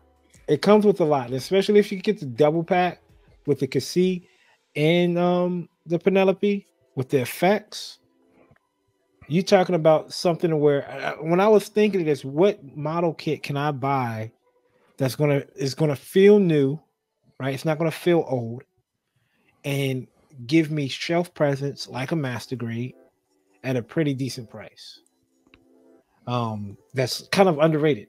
I think when it comes to model kits, especially everybody in this community, I think there's really no underrated model kits because I think everybody will dabble in every new kit that probably comes out. Probably a lot of people in the majority when a new kit drops that they don't let it sit. I think probably us three are probably the ones that's really sit back and probably we're in the minority, fellas. When a new kit drops, we don't really go run out and pick it up. Fact. Right? So like when I'm thinking of people like Hobbytown, like Marvin said, when a new kit drops, don't matter what series it's from, it's a cop. It's a cop, especially for Marvin. This shit's a cop. So so I'm thinking about when I say underrated, a kit that like if I'm starting off my collection, I just got into Gundam. What do I start off with? And if I tell somebody, hey, go watch Hathaway, go enjoy that soundtrack, and you could double back in and get the Penelope Gundam and it comes with Odysseus Gundam, I think that's a hell of a buy. And if you get the double pack, it should be a hell of a way to start off your kind of like your Gunpla journey. So mine is going to be the Penelope Gundam. What you got, CD? So I'm gonna go with something pretty cheap that you can army build, that you can do up, paint, and it'll look amazing. And it's gonna be a wingsuit. I'm gonna go with the high grade Leo. It is an amazing build, dog. It for $8.99 that you get at Hobby Lobby under 40%. So you can army build them. Snaps together super easy. You can almost do it with no nippers. It's literally an inchy grade. Everything's part separated, and that's not the best part. There's multiple flavors. You can get the flight type, you can get the space type, you can get the full armor pack type, and they're all relatively cheap. Even secondhand, third market, whatever, it's still $30. So value, presence, easy build, easy paint, and still looks amazing. I think I'm pretty sure we all have built one. Also, you built one too, right? I'm sure. Nope. Yeah. Nope. Oh, I'm gonna send you one, bro, because it's like 2 runners. Yeah. It is like it is because it's part of that Gundam Project Evolution project. Yeah. No, it's part of that. It's where the legs are all on one side, the arms are all on the left arm, right arm, left leg, right leg, body. On the runner is formed the way of the body. I think the Leo is a great. It was the first one, wasn't it? Yeah, I believe so. But it's a great kit to start off with as well, and underrated when it comes to a grunt suit kind of a kit. People, I mean, it's like the true stands or the true wing fans will have an abundance of Leos. But you don't see a whole lot of Leos out there when it comes to like people building them. I think if you see a Leo, literally 3 runners and like 5 PC parts. Yeah, and it's a great way to it's a great learner kit as well. You don't have to worry about messing it up, and you could looks good glossy, looks good, flat, looks good weathered, looks good in the dio, looks good in general. So that's a good pick. That's a good pick, the Leo one. What you got, Austin? Yeah, I was gonna go with the kit that I wasn't originally gonna go with the seed kit. I was gonna go with the Dagger or Dagger L because nobody ever talks about it, but it's actually a really good kit. It's really good build, and you can army build. It's very cheap. But then I was gonna go for one of the suits from Unicorn. I was gonna go for those small little transforming suits, the ones the Marines use, or special forces guy. Yeah, I forgot what it's called though, because you get 2 of those in a box. But I decided, you know what? No, let's go with truly underrated. A good kit no one ever talks about. No one ever, it never brought up in discussion whatsoever. I don't think anybody has even owned it. I don't think y'all even know what this is when I say this. And we're going back to Re-Rise, but you can also go to Turn A Gundam to get one, but they haven't made one, I believe, for that. It's going to be the Woden Pod. So the Woden Pod is pretty much almost a bi-mechanical triceps on a ball. It's like a ball mixed with the 2 legs walking around. If you watch Turn A Gundam, they're the main mobile suit for the moon race. Essentially, it's their mass production type mobile suit. They made this kit for Build Divers Re-Rise in May's colors, so it's green, white, and black. And I have to say, it has what on earth is that presence? Oh yeah, and I think that whenever people come over to your place and they look at what you have, they all are going to be like, "Well, wait, what is that thing?" And you explain to them it's a Woden pod, and it actually has and people are usually surprised by it, but it has surprisingly good articulation. The kit, and it actually can pull off a couple stances. Now it is a little bit strange. I think that in all of its showcasing, I think it's thought that was the Woden pod in the background for I was gonna say, yo. I thought it was a clip of the Woden pod spraying. I'm like, yo, that's it right there. My fault. Go ahead. But yeah, no, it's piloted by May, who is one of the better characters in Re-Rise 2.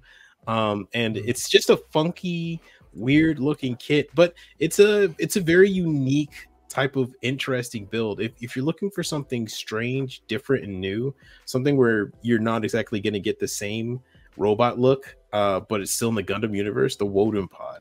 And it's it was cheap. I think it's still cheap. I think it's just difficult to find at this point. I think those was on sale at Mobbytown. Those was like $11 at one point. Yeah, they're super cheap, and they're underrated because no one ever buys, never talks about it because they think it looks funny. And I forgot the name of the baseball player who played for the A's, but just because he threw funny, nobody wanted him. When he turned out to be one of the best relief pitchers ever in the MLB. So what I'm saying is recently, no, this dropped I think 4 years ago, 5 years ago, maybe, or 3 years ago, whenever Re-Rise came out. But no, if you guys get a chance, I would say check one of these out. It's interesting and weird and funky, an interesting build, and once you build it, it's kind of like once you put it on a shelf, you can look at it just as a break. It's not a traditional humanoid robot. It's just different, and it's underrated in that sense that it's a good kit that nobody ever wants because it looks weird. I like it. It's a definitely like from what it looks like. Would I buy one? Probably not, but that's just me.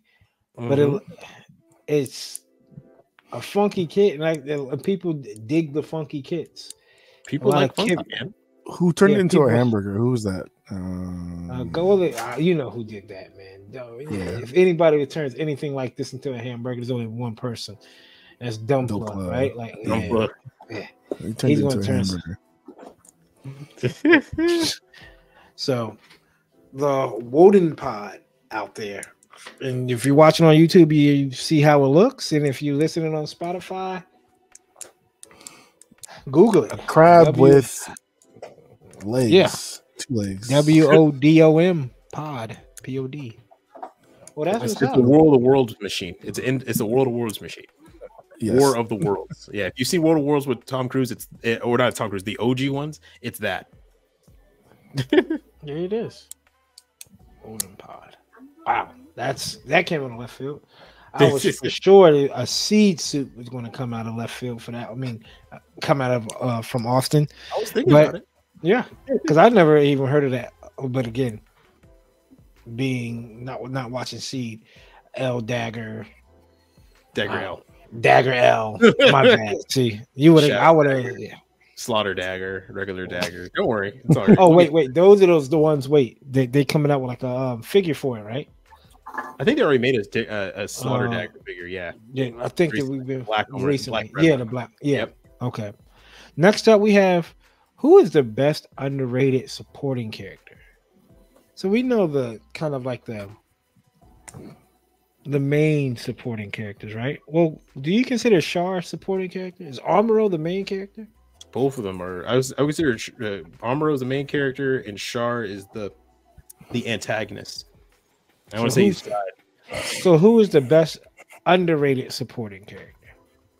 Like maybe in the Gundam universe. Yeah, in Gundam universe. Who you got? I got somebody. Rumbarall. I like to he's an antagonist. He's support character. Let's go for like the I was like not, I guess not the mainstream people, right? Like not, not like Akihiro, who's a supporting character in IBO. He's not mine, but Akihiro's a good one. Who's Akihiro, all right, without orphans. That was my support character. That's a good pop, but that's like a popular one, is it? I feel like Orga, Kai. Mikazuki. You like Kai? Well, Kai from OG Go. No, he's not mine. My pick is from Seed. Who you got? Shin? No, I was gonna go Mulaflaga. Yeah, because not only is he's so badass that he dies and they have to come back, but no, I'm picking a different character because Mulaflaga is someone I would expect me to pick. I'm trying to pick people who are out of cuff, and I'm gonna pick a Toll, and Toll Kolji. I'm trying to say the actual name of him, but I call him Toji.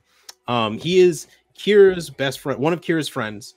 The dude with the brown hair, he's dating the chick with the light brown hair when they get swooped up into the Archangel, and he eventually goes out and starts flying the Sky Grasper in order to help out Kira with his battles. So spoiler, he gets 86th, and I mean badly, and you see all of it. But no, he is one of the few characters. No, not even few. He's one of the characters who is 100% supportive of Kira. He's friendly to him. He never judges him. He never gets angry at him. He always is in support. He always has his back. Even when Kira is not feeling great, he's like, hey, give him some time. He needs some space. He was, and he's even a wingman because he, at the beginning, he tries to hook him and Flay up. Like, hey, go talk to her. He was 100% a good person. And he just went out just to help out Kira and gets 86th. He was probably one of the best dudes on that ship. There's still some good people on the ship left. Like Mulaflaga is top tier. And he even wins in the end, in my opinion.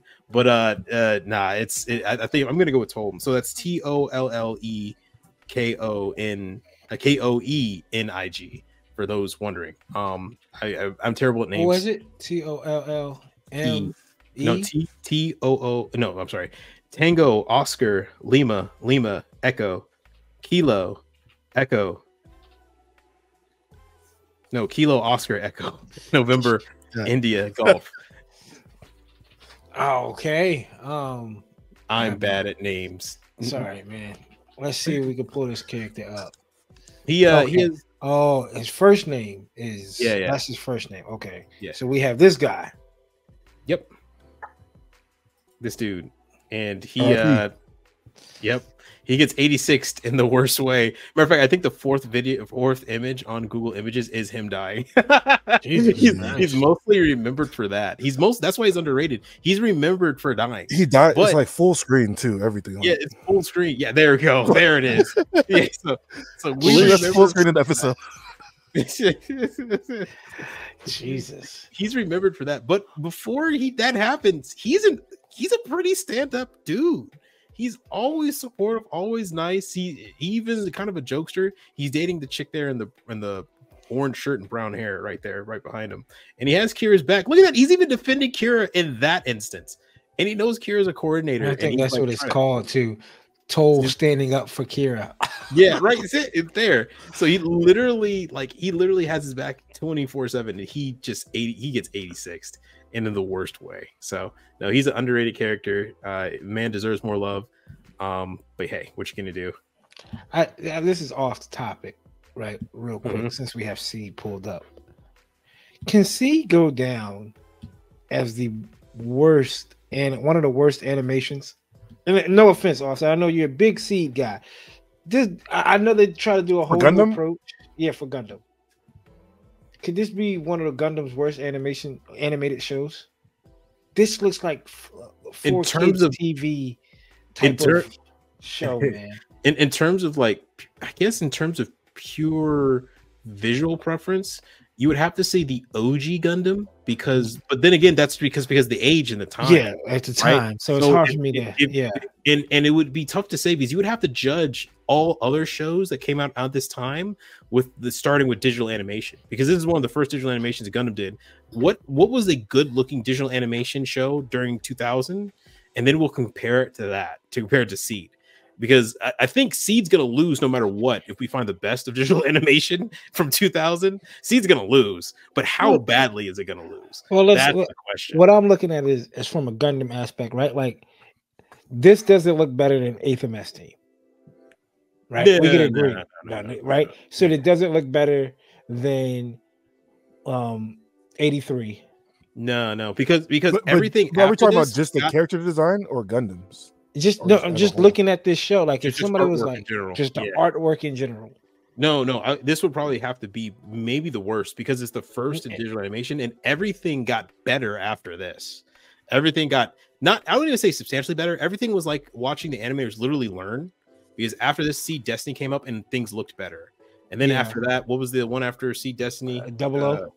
00 came out and that looked better, right? And then after that, we had 00, we had the unicorn and everything like that, and that looked better, right? Everything was a step up from here. So this was the starting point. So this was the starting point. Yeah, I see what you're saying.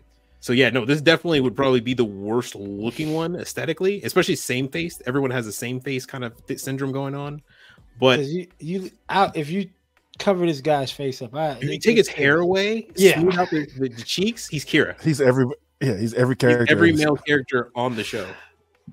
Yeah, definitely. That is smooth face, and the artist was known for that too. That's actually, it's funny, they picked an artist who's known for drawing same face for all of his characters, and I think they did that specifically so they only would have to animate one type of face, and then they could produce 50 episodes because they didn't know what the heck they were doing with digital animation. So they're like, let's just get one guy with one face that we can copy and paste in everybody.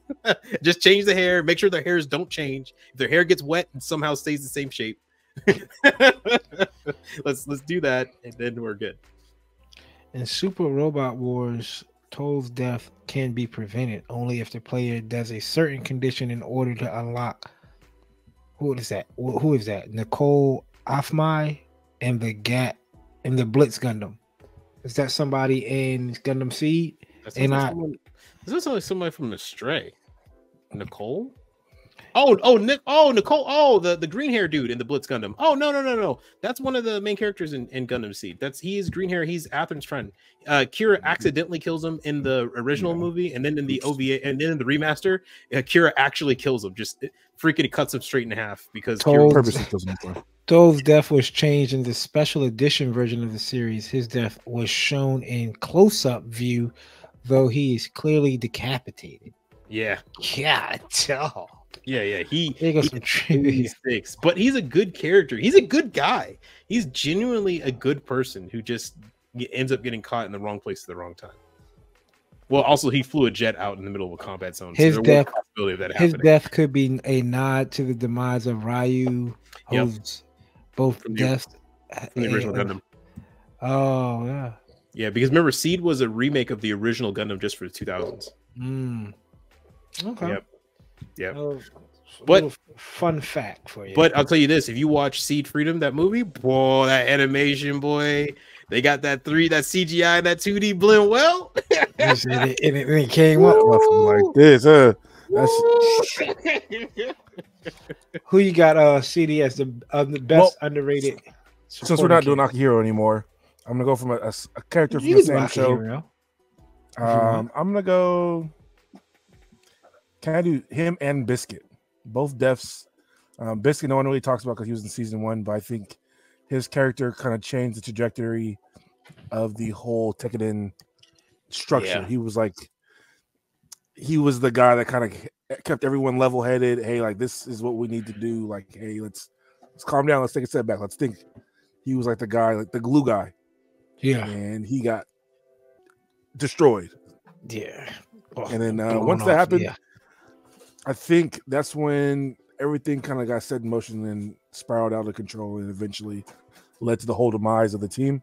I think if he was still alive, we might have had a different ending for IBO. That's a good one. And no one talks about him. Yeah. Until you start talking about IBO, no one talks about Biscuit. Nobody says like, oh, Biscuit is my favorite Gundam character or my favorite whatever. I mean, granted, you're not going to get supporting characters as your favorite character, but and when you start talking about IBO, that's when Biscuit pops up as like, and for him, I say maybe his death is it probably weighs the most out in that series, but it wasn't. Sounds crazy. The best death. I think the best death. There's a lot of death in that series, but it's not the best death. But Nah. it's the most. It's the heaviest. And he looks different than all the other characters. Like Biscuit's a big dude. Like so. Yeah. You know, every character in Seed looks good, like, no matter good or bad. And like Biscuit's like the first guy who's like bigger, pudgier, just like a different character for Gundam in general. So. Well, the one dude, was it Karaba and Zeta? He's a short, round guy. Yeah. Is he talking about Hayato son? Is that his name? No. And the original Zeta, remember Kai does one game. Who drives the gun tank? The guy. Yeah. Oh, you talking about the original series? Yeah. Gotcha. He's the only other one.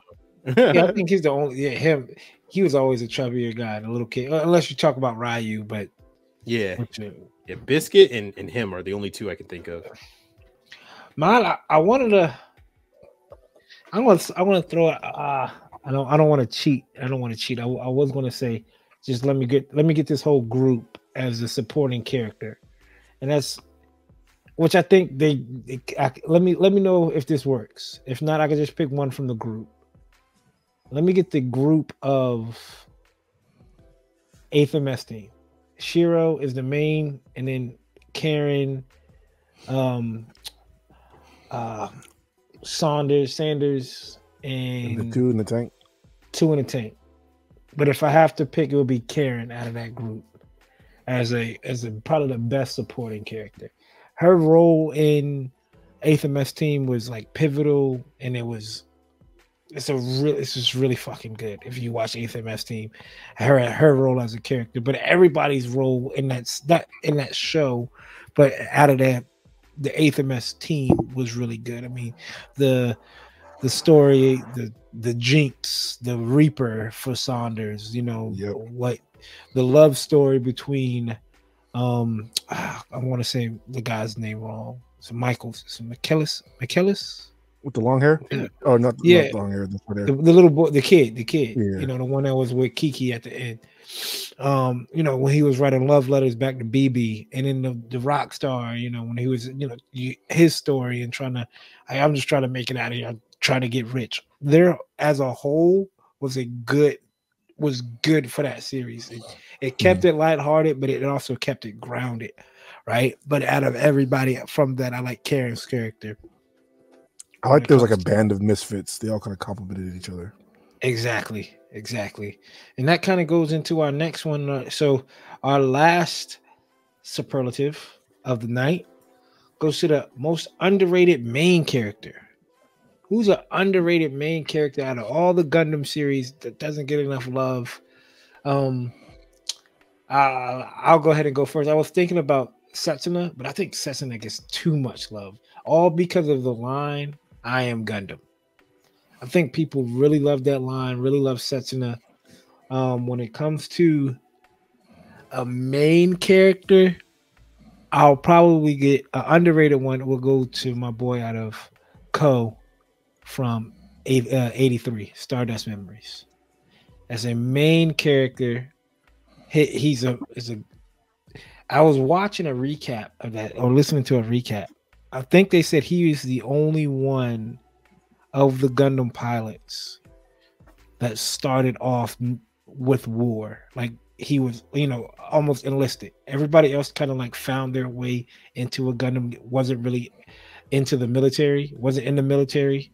They kind of just found their way into the Gundam and then wound up having a side. So Ko was kind of like, hey, I'm in Earth Federation. I want to be a pilot. I want to be, I'm a test pilot right now. I want to be a pilot. And if you go back and watch his story, those 13 episodes of 83, and when he was like, you know what, I can't do this anymore. Growth. Yeah, the growth of him. He was like, yo, I'm leaving. This is too much. This is too much pressure. I'm leaving. And he helps out the dude Kelly, who's a Xeon pilot. And he's helped him out with his mobile armor. He was like, yo, before I leave, I want to help you out. and then that fight. Ko, his last name is it's Ko from 83, the main character in 83, who pilots the GPO-1 and GPO-3, right? Yeah, he pilots GPO-1 and GPO-3. So Ko Ikaraki, I think his last name is, but the main character in 83. Who you got, Austin? Yeah, so I'm gonna go with a character that nobody I think ever talks about, which is but he's probably one of the best main characters. He might be the best main character in of all Gundam. He's pretty up there. He's brave, but he's not over cocky. He's talented, but not so much so he doesn't lose fights. He's incredibly. I'm not gonna guess it. I was gonna try to guess it. He's incredibly caring. And he has probably one of the most touching romances in Gundam. Hold on, let me see if I want to just Google him. Yeah, you can Google. You're gonna try to guess him. Yeah, so I'm just so people will be like, oh no, that's not him. Coop, you just gonna say it because all right, I got him right here. All right, go ahead. Now go ahead. Who you got? Who is it? So it's. Oh, do you want to do it at the same time? No, you drop it and I'll see if I got it right. Oh, okay. So it's Gurnrod Ran from Mobile Suit Gundam X After War. Hell no, I was nowhere near. Oh, who you got? My man, no! Oh God, no! Oh Jesus, no! Now, the other dude from Gundam Re-Rise, he would be a close second though, but not from Build Divers. Not that Build Divers Re-Rise though. That main character, I think it's Shin. He said, he's pretty cool. No. Yeah. Everything he was listed, he was like he's brave but not cocky. I'm like, yo, that sounds like my man Sayori out there. There's a good love story. Oh hell yeah. But yeah. Gundam X After War. Yeah, Gundam X After War. Gurnard or Garrod Ran. He is probably one of the better characters in Gundam that doesn't get any love. And now, to be fair, the series never came to the US. So you have to find a sub version of it. It was never dubbed. A sub version of it they got here, but it's essentially a character that grew up in a war world because this is a post-apocalyptic world. War's already happened, and he's a mercenary. He just goes around pretty much catching people for money and bounty hunter. But he meets a girl, which in their universe becomes a new type, and he becomes very affectionate and fond to her and started protecting her, and he even has like little quips sometimes, like when he jacks in his controller into the Gundam to start it, he looks at her, he's holding her, and he looks at her, he says, hey, if this works, I'm gonna believe in God. He literally snaps it in, it turns on, and he looks at her, he says, guess what, I guess I believe in God now. Let's go. But he's riddled with just these really great character moments that I always feel like in Gundam you have the hero syndrome, right? So like it's always this ultimate power and I'm burdened with it and whatnot, and his burden isn't coming from using the power because it hurts people. It comes from using the power, but it may hurt the girl that he likes, and so he swears never to use it, and eventually he's forced in a position where he has to, and he doesn't just like cry about the burden, he accepts it, and he tells her, I'm sorry, but I have to do this, and he clicks the button, and the double X Gundam essentially annihilates a target, and he knows he puts pain on the main his love interest for it, but he has to do it, and he makes decisions after decisions after decisions, heavy decisions. Yeah, and he does them with pride in his chest. He says, I'm going to take this burden on, and I can do it. It's going to be tough, but I can do it. And it's probably one of the best written protagonists in Gundam I've seen in a while. He doesn't deal with any like crying fits. When he does, though, it's serious. And like he just, I'm here, got to do it. Let's get it done. Let's do this. I'm with it.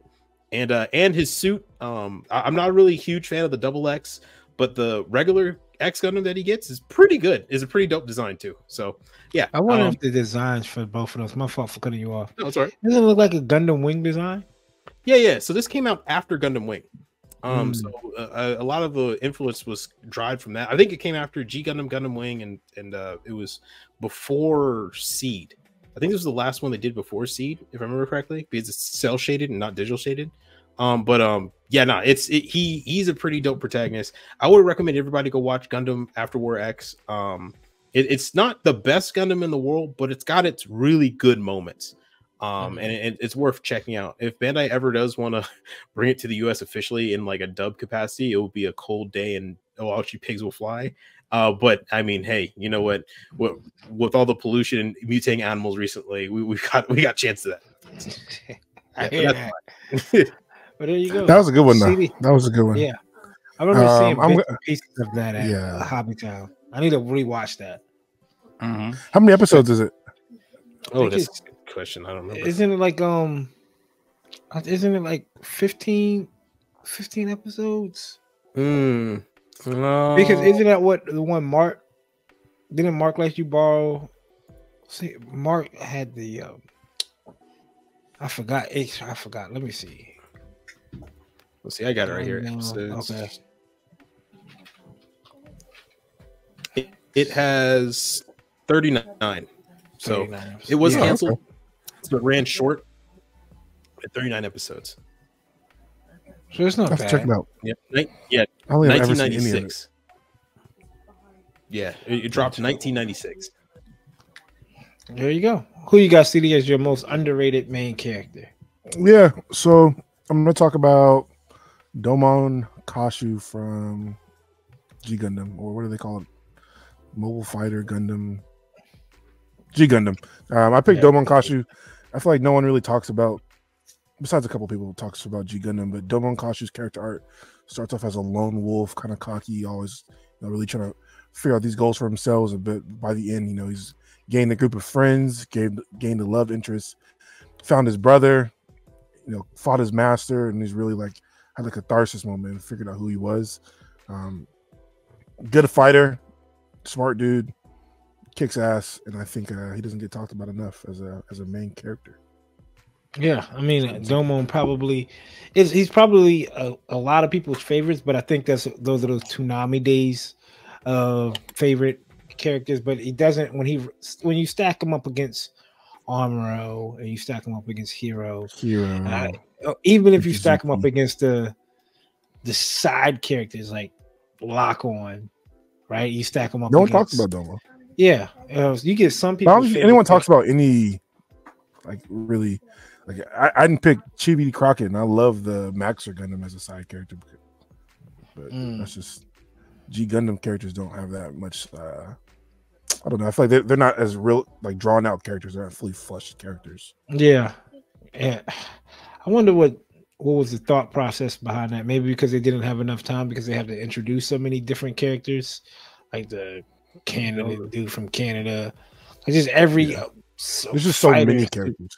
So they probably have the deepest roster is G Gundam when it comes to characters, right? I want to assume probably because they do essentially a villain of the week.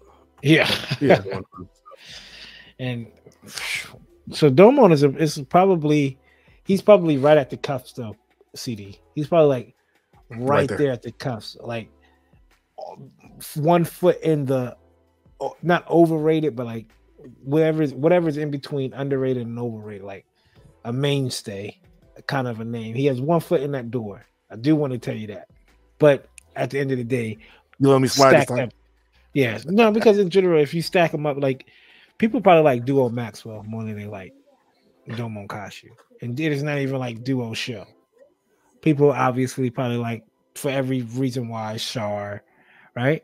You think there's more people that like Domon, Austin? I don't know. I would have to look at how many people have watched Wing all the way through, and how many people watch G Gundam all the way through, and get their opinions. Because there's some people who have only watched one or the other, so but they know of Domon, but they relate to Duo, or they like Domon a lot more than Duo, just because they see a lot more of Domon. So I don't know. It's interesting. I would have to do research. I would probably say Bill Nye, the Austin guy. I want to. if I had to bet my paycheck on it, I want to probably say more people like Duo than they probably like Domo Kashi. Pull it. That's a poll. That's poll worthy. Yep. Yeah. Let us know in the comments. Who do you if like? Y'all more? had to pick Duo Maxwell's character or Domo Kashu's character. And Duo's not even the main character. We're looking at Hero at that point. Right? We're gonna probably say Hero's the main character of Gundam Wing. Oh yeah, no, Hero's definitely the main character. Yeah, it starts with him, for God's sakes. And then it ends with him. He's the main character. There's no room for Relina either. Yeah, he keeps pushing her out. Because if you think about it, let's think of the main character. Because Amuro is probably the most known. Y'all think Amuro is the most known main character in Gundam, or you think Hero has to have the most known main character? In the US, I think it would be definitely Hero. I think worldwide it would be Amuro. Yeah, you mean, but that's the thing. When you say worldwide, are we just to clear this Indonesia, Malaysia, the South Europe. What do we think about Europe? You think Europe? I don't know. Think Australia? Was Wing popular in Europe? Or was I feel like Wing was only popular here. Yeah, I only ever hear about people here talking about. But this is what kind of like not grinds my gears when people say that. Not you, Austin, but when people say only in the United States, right? Implying that it's United States, and then after that it's Asian countries only. Like it only blew up here in the United States. Okay, are we not considering like Europe? Are we not considering like, if it did blow up in Africa, because they probably have it, or Australia, New Zealand, like what? I mean, obviously we have to poll that or research that. Bill Austin, a science guy, right? Yeah. We'll have to figure out what series are popular where per country. Yeah, I think the reason why people always say here in the US is because that's their only point of reference, not to people who got a chance to live multiple places. But I'll be willing to bet that it also in the US, what was it? The US, that's when Wing came out in 93, 94. That's when 95. That's 95. That's when cable and satellite television just became affordable and more popular in households. So around that time, I think that's one of the things that aided blowing up. Tsunami came out in 2000. So Gundam Wing came out in the States 2000. Yeah, but I mean, like cable TV and what you call it was starting to get more affordable. So people were buying into it by then. By the time 2000 rolled around, everybody had at least, what's the DirecTV or Cox TV, cable, cable, right by that time, or oh my gosh, was it Net Zero Internet? It sounded like a dubstep kind of like up the stairs, right? So I just got on Reddit and kind of Googled it, and it said IBO was the biggest in the UK because they didn't have the Gundam series until later. Okay, there we go. IBO is so new though; it's not even 10 years old yet, right? Is it 10 close? If not close to it. I wonder what was the main, because obviously Canada is like Wing Seed, UK was IBO. So when people say like popular in the States but everywhere else is probably Amuro, right? Like is that everywhere else only Asian countries when you say that? No, everywhere. I don't think Heroes per country. If you want to say this side of the North America, you could probably say Hero. That part of the hemisphere. I think UC is still in Europe. You think UC's popping like that in Europe? Yeah, you know what, and that makes sense though, because in Denmark they got a lot of Japanese shows that were even uncensored. So a lot of Japanese shows in Denmark were actually played. There's even what is it, Hilda, which is one of the stoves that one of the artists from Studio Jubilee worked on. Was actually over there very popular, so popular that it's actually, and then Kiva the White Lion or something Wolf. That was another anime that was super popular in Sweden. So like you have anime that Europe had access to a lot more anime than the US did, believe it or not. So that's just because I guess the walls were different. Walls, or closer. Yeah. Just real quick before we close it on out. One name. Who's the face of the franchise for Gundam? For Gundam? Ooh, that would be by region. Char Aznable, the face of the franchise. Yeah, I think Char. Yeah, be Char. Yeah, Char's on all the advertisements. Yeah. Where they advertise McDonald's or Char. Yeah, they advertised the car, Char. Yeah, Char. Yeah, and that's young Char. We're not even talking about like Char. Yeah, not even old. Yeah, not even counterattack Char. Yeah. I mean, Char watch mask. Char. Not the sunglasses. Maybe the sunglasses are probably like a close second, right? Like when you show they're advertising Char, Gucci. when you show a cat Quattro, you're like, yo, that's Gundam. I know that series. Right. But yeah, Char's probably, which is crazy. Well, no, I guess not, because who's the face of Star Wars? Darth Vader. Darth Vader. And I want to assume Char. To me, Char is the equivalent to Darth Vader in Star of Gundam, right? Great Mask, antagonist. red mobile suit, red lightsaber, mask. I mean that guy probably. Hey, the Count of Monte Cristo. He's the villain of the whole play. He's not even really technically the main character. And I like the sandwich from Jason's Deli. So the Count of Monte Cristo. The Phantom of the Opera. That's another one where a mask character and he's kind of the main character. So this has been fun. We're gonna have to do this again with a couple other ones, or no, we can stick with underrated, or maybe no, we can't really go overrated. I guess we could go overrated, but not in a soundtrack, because I think everybody likes music differently. Everybody likes everything differently. Overrated characters. Yeah, overrated characters. Overrated. Yeah. Ooh, overrated mobile suits, model kits, overrated model kits. Oh, I got a ton. There you go. And speaking of model kits, we have Vulcan Hobby. Use code Undergate10 when you shop directly with Vulcan Hobby. Use that code Undergate10, save you 10% off of your order when checking out at Vulcan Hobby. We have big things coming up. Fellas, and the people out there. Tickets have been purchased. I'm going, and I'm not wasting no money. We'll see you when we see you. If you're not down there in August 17th, 18th in Birmingham, Alabama, damn, this shit is about to be a show. This shit about to be fun. No lie. It's about to be crazy. Never would have thought. Undergated official meetup. Undergated official. This is about to be, man. So make sure y'all tune in. Make sure y'all follow Vulcan Hobby, Grips, everybody on Instagram to kind of see, because he dropped those like trophies, right? Not trophies, but the medals. Yeah, he's going all out. Some gems. Going all out. I have to Expo. Come on, man. The Expo. I like it. Yeah. To get ready for it, start pinning your kits. Use code Chloe's Dad 10, baby. Save 10% off on SMS official website. Get your paints, your lacquers, your primers, your top coats, matte coats, gloss coat, whatever you need from SMS. Acrylics. Like hoops. They have an airbrush, don't they? Airbrush. They have. Don't they have their own airbrush? Yes, they sure do. Nippers. Yeah, I think so. They have all your hobby needs there. Yeah, all your hobby needs. So get ready. If use everything you need to SMS and use. Was it Chloe's Dad 10? Yep, Chloe's Dad 10 to get 10% off of that order, and you can use Coop 10 to get 10% directly off of Gun Primer. Use that code. Gun Primer makes some high quality products when it comes to it. The Gritta, the balancer, which I have right here. Sandloop Flex. Sandloop Flex.